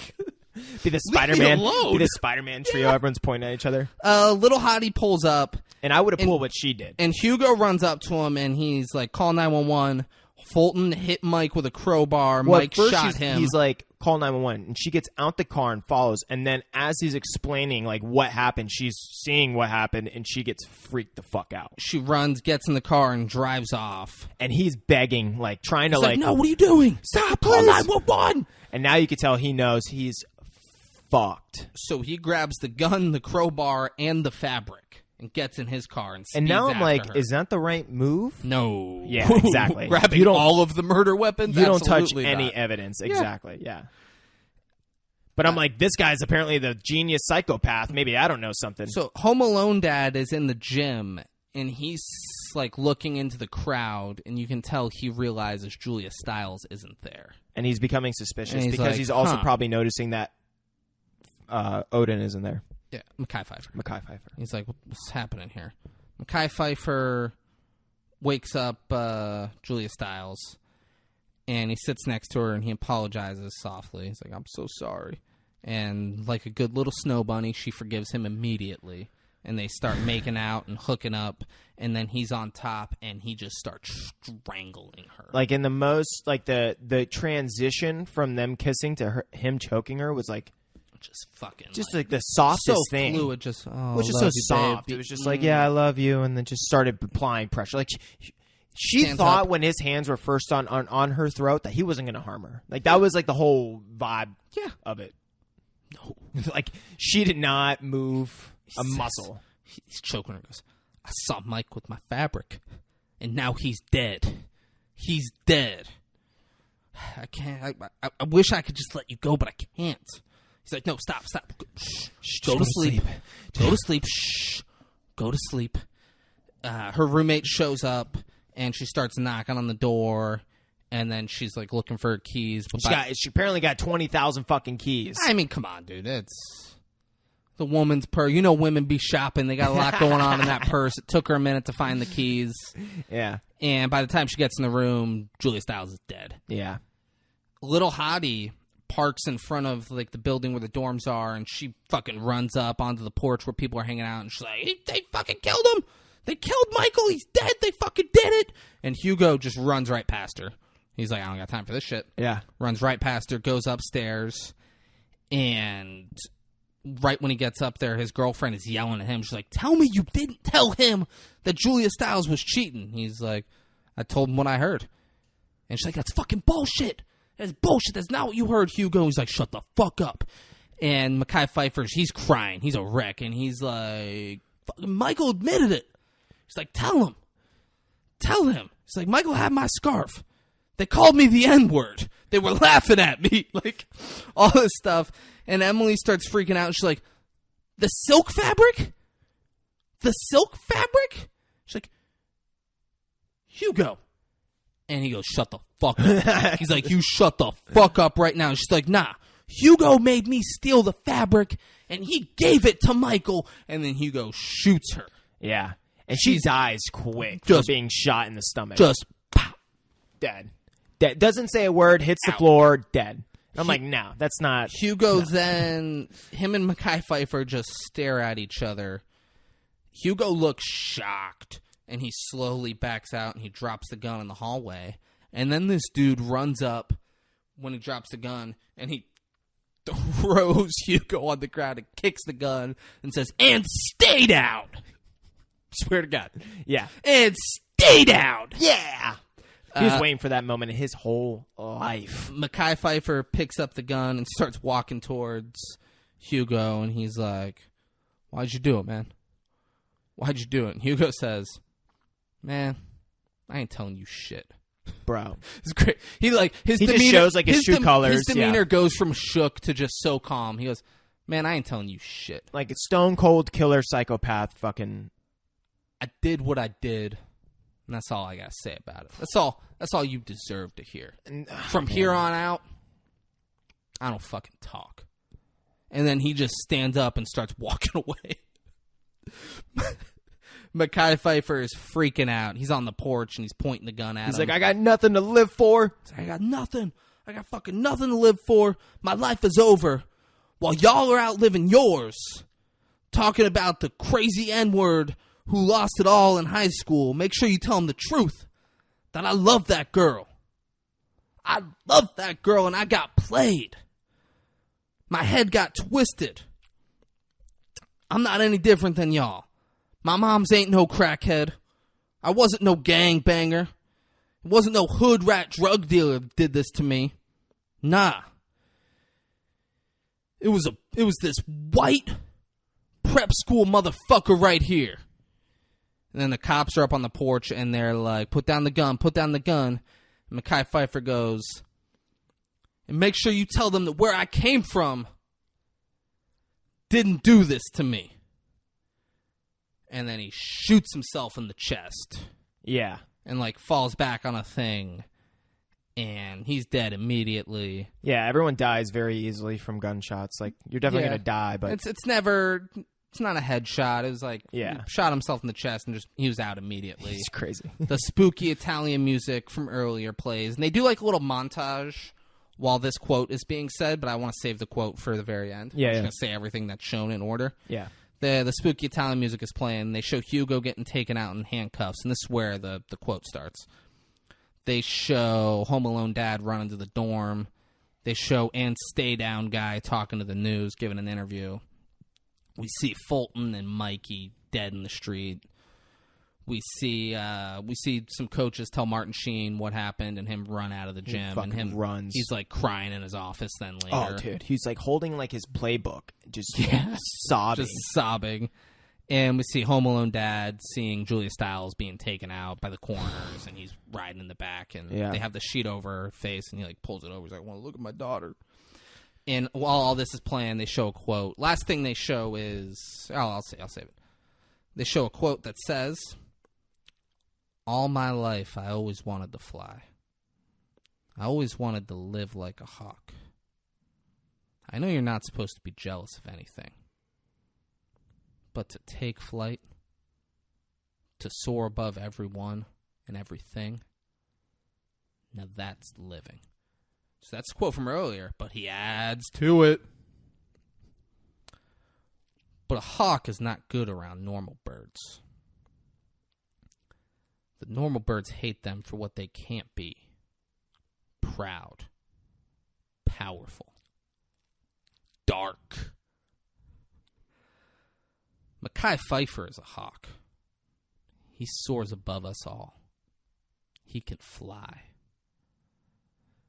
One of these days, everyone's going to pay attention to me. Because I'm going to fly too.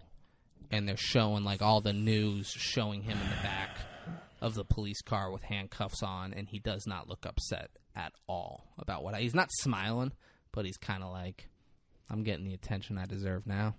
So fucked. Things are looking up for me. I'm gonna fly, baby. The end.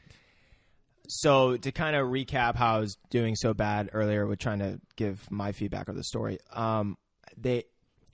a lot of reasons why people don't like this movie is because there's no resolution, because it's literally just an adaptation of Othello from Shakespeare, and it's just about a story of rage and jealousy. And honestly, it's a great story to kind of, you know, use as an example as to how not to get so conflicted with jealousy as well. Obviously, never to the point of fucking murder, but yeah, it's just a crazy story about jealousy and rage, and there's no resolution. Well, there is resolution. This is actually what pisses me off, is the fact that Hugo, he gets resolution because he's basically trying to say, I'm going to get all this attention and validation or whatever he's looking for from, like, I think from like the news and the media and everyone, that now it's going to have all this eyes on me to see what I've done. So now I feel like I'm flying. Like Hugo gets exactly what he wants. Yeah. And he just has to kill 5 people for it. And that's why this movie, a lot of people probably don't like, is because you spend all this time and you're so conditioned and used to watching movies where you're always having that resolution that makes you feel better. And still, they could have showed a resolution that makes you feel better about the way this ended, like showing him rotting in hell in prison or some shit. But no, that's not the case. You know, he gets his resolution. We don't get any resolution as the viewer. And all that ends up doing is just pissing you off. You just feel like left with like something that's not expressed. You feel like it's like your built up tension and you never got to express it or release it. So it like leaves like a bad taste in your mouth. So I'm the opposite Oh, in okay. that regard. Okay, Like okay. I love that that's how it ended. Okay. I love that. Like had they had like prison scenes, be like, oh man, it really sucks in prison. I would have hated it. I would have hated it. But like I would have loved to see some resolution, even if the main characters didn't, like the good characters didn't get resolution. If we could have at least got something, or at least for me. Well, like Martin Sheen has another kid, and he's like, I'm gonna love you. No. Like Juliet's father finds him and like fucking goes to prison just to murder him. Like he thinks he's getting what he wants, and then I don't know. He's just a scared little boy. He ain't doing shit. Yeah, but He ain't and then gonna like do shit. And a lot of people wanted an adaptation, something slightly different to Othello's story. But the fact that it's like exact, but just in a modern day version, like I was reading some reviews and some people didn't like that. But like, fuck those people. Like, you can't, hey, I'm going to redo a William Shakespeare. And then change the whole and then outcome. Change the end. I agree. Be like, I'm going to do a modern day Romeo and Juliet where Romeo and Juliet both live. Exactly. And like, most people are just too conditioned to always having that resolution at every film. And like, so I agree. And there's definitely movies that have been similar to what Othello is. There's movies that are like the same basic thing what Romeo and Juliet is. But then have that resolution. They don't call it, like this movie is called O, in parentheses, Othello. Yeah. They were making it clear from the get-go, Yeah. this is a modern-day adaptation of Othello. It's going to be the same exact story, just modernized. And I felt like they did a good job. Like, you felt that. Like, at the end of all this, like, you felt what they wanted you to feel. Absolutely. You know? That rage and jealousy that just builds fucking tension. Yeah. You know? And that's when I'm like, now I want to go fuck someone up. No, not really. Sorry. All right, so should we take a little break? And when we come back, we're going to tell you guys all about what's in store for the 5-6 Kings. Mm-hmm. So stick around. And we're back. We needed a little break after all that. Oh, you know? God damn. I needed to go express all this built-up jealousy that I have. But break, you know what movie's got no breaks? The Nutty Professor? Nutty Professor, dude. They're pedal to the fucking metal from start to finish. Absolutely no break, and wouldn't have it any other way. Any other way. You know what other movie? Jurassic Park 2. Yep. The Lost World. Yep. Movie we're doing next week. It's, I'm a big Jurassic Park guy. What can I say? And whenever it's my pick and I have an opportunity to do Jurassic Park, I'm going to do it. We're going to do fucking Jurassic Park. Yeah. They got plenty of them. No. Enough to go around, that's for sure. Do you guys want to watch Jurassic Park 2, The Lost World, before we do a podcast on Jurassic Park 2, The Lost World? You should do. You should watch Jurassic Park 2, The Lost World before we do a podcast on The Lost World. Jurassic Park 2, The Lost World. Here's where you can watch Jurassic Park 2, The Lost World before we do a podcast on Jurassic Park 2, The Lost World. Where? It is available on Hulu and HBO Max with a premium subscription. Ooh. Available on YouTube, Yep. Google Play, Apple TV, Vudu, and Amazon Prime for $3.99. Nice. Guys, plenty of options to watch Jurassic Park 2, The Lost World, before we do a podcast on Jurassic Park 2, The Lost World. It's like the 10th time I cut you off. I'm like, I heard the name. I know he's got it, guys. He's Jurassic Park 2. So we're building up for Jurassic World when it premieres. Why'd you have to tell them that? Oh, I don't know. I like the suspense you were leaving them in, just like, I love Jurassic Park, but keep picking it. I just love Jurassic Park. So Braden's giving you guys a plan. We're gonna do every Jurassic Park movie in anticipation of the release in mid-June of the new one. And then, guys, we're gonna spoil the fuck out of the new one for you guys. We're gonna spoil it. So get ready for that. Yeah, please. So Braden, we did Othello because timing-wise with March Madness, it just made sense. It made sense. I mean, but my brother Michael Breen had suggested it in the past. Good suggestion. We're doing Jurassic Park next week because it's your pick. But let's say like someone's watching this right now, and they're like, God, I loved hearing them do Othello. I can't wait to hear them do or watch them do Jurassic Park 2: The Lost World. But I want them to do my favorite movie. Favorite movie, yep. Braden, how would they go about telling us they want us to do their favorite movie? David, they just got to email us at the516@gmail.com. I mean that FIVESIXKING at gmail.com? Yes. Or yeah, they could just DM us at our Instagram at 56kings. You mean at FIVESIXKING on Instagram? Yeah. Dude, so easy, so user friendly, and we're gonna get back to you. Guys, it's crazy not to. Yeah. I didn't know we had so many options. It's crazy if you don't. So easy, so fun, and what a way to stay connected with the Kings, your fellow friends. So, Braden, they know where to connect with us, and they know where to listen or where to watch on YouTube, Apple Podcasts, Spotify, really wherever you're listening to this. You're hearing us loud and clear. Yeah. You know where to go, but Braden, when? When do they go there? When do new episodes of the 5-6 Kings drop every week? David, every motherfucking Monday. Every motherfucking Monday? Every motherfucking Monday. Well, you heard it here, guys. Every motherfucking Monday, we're bringing you new episodes of the 5-6 Kings. Thank you so much for listening and watching. I love you all very much. Peace out.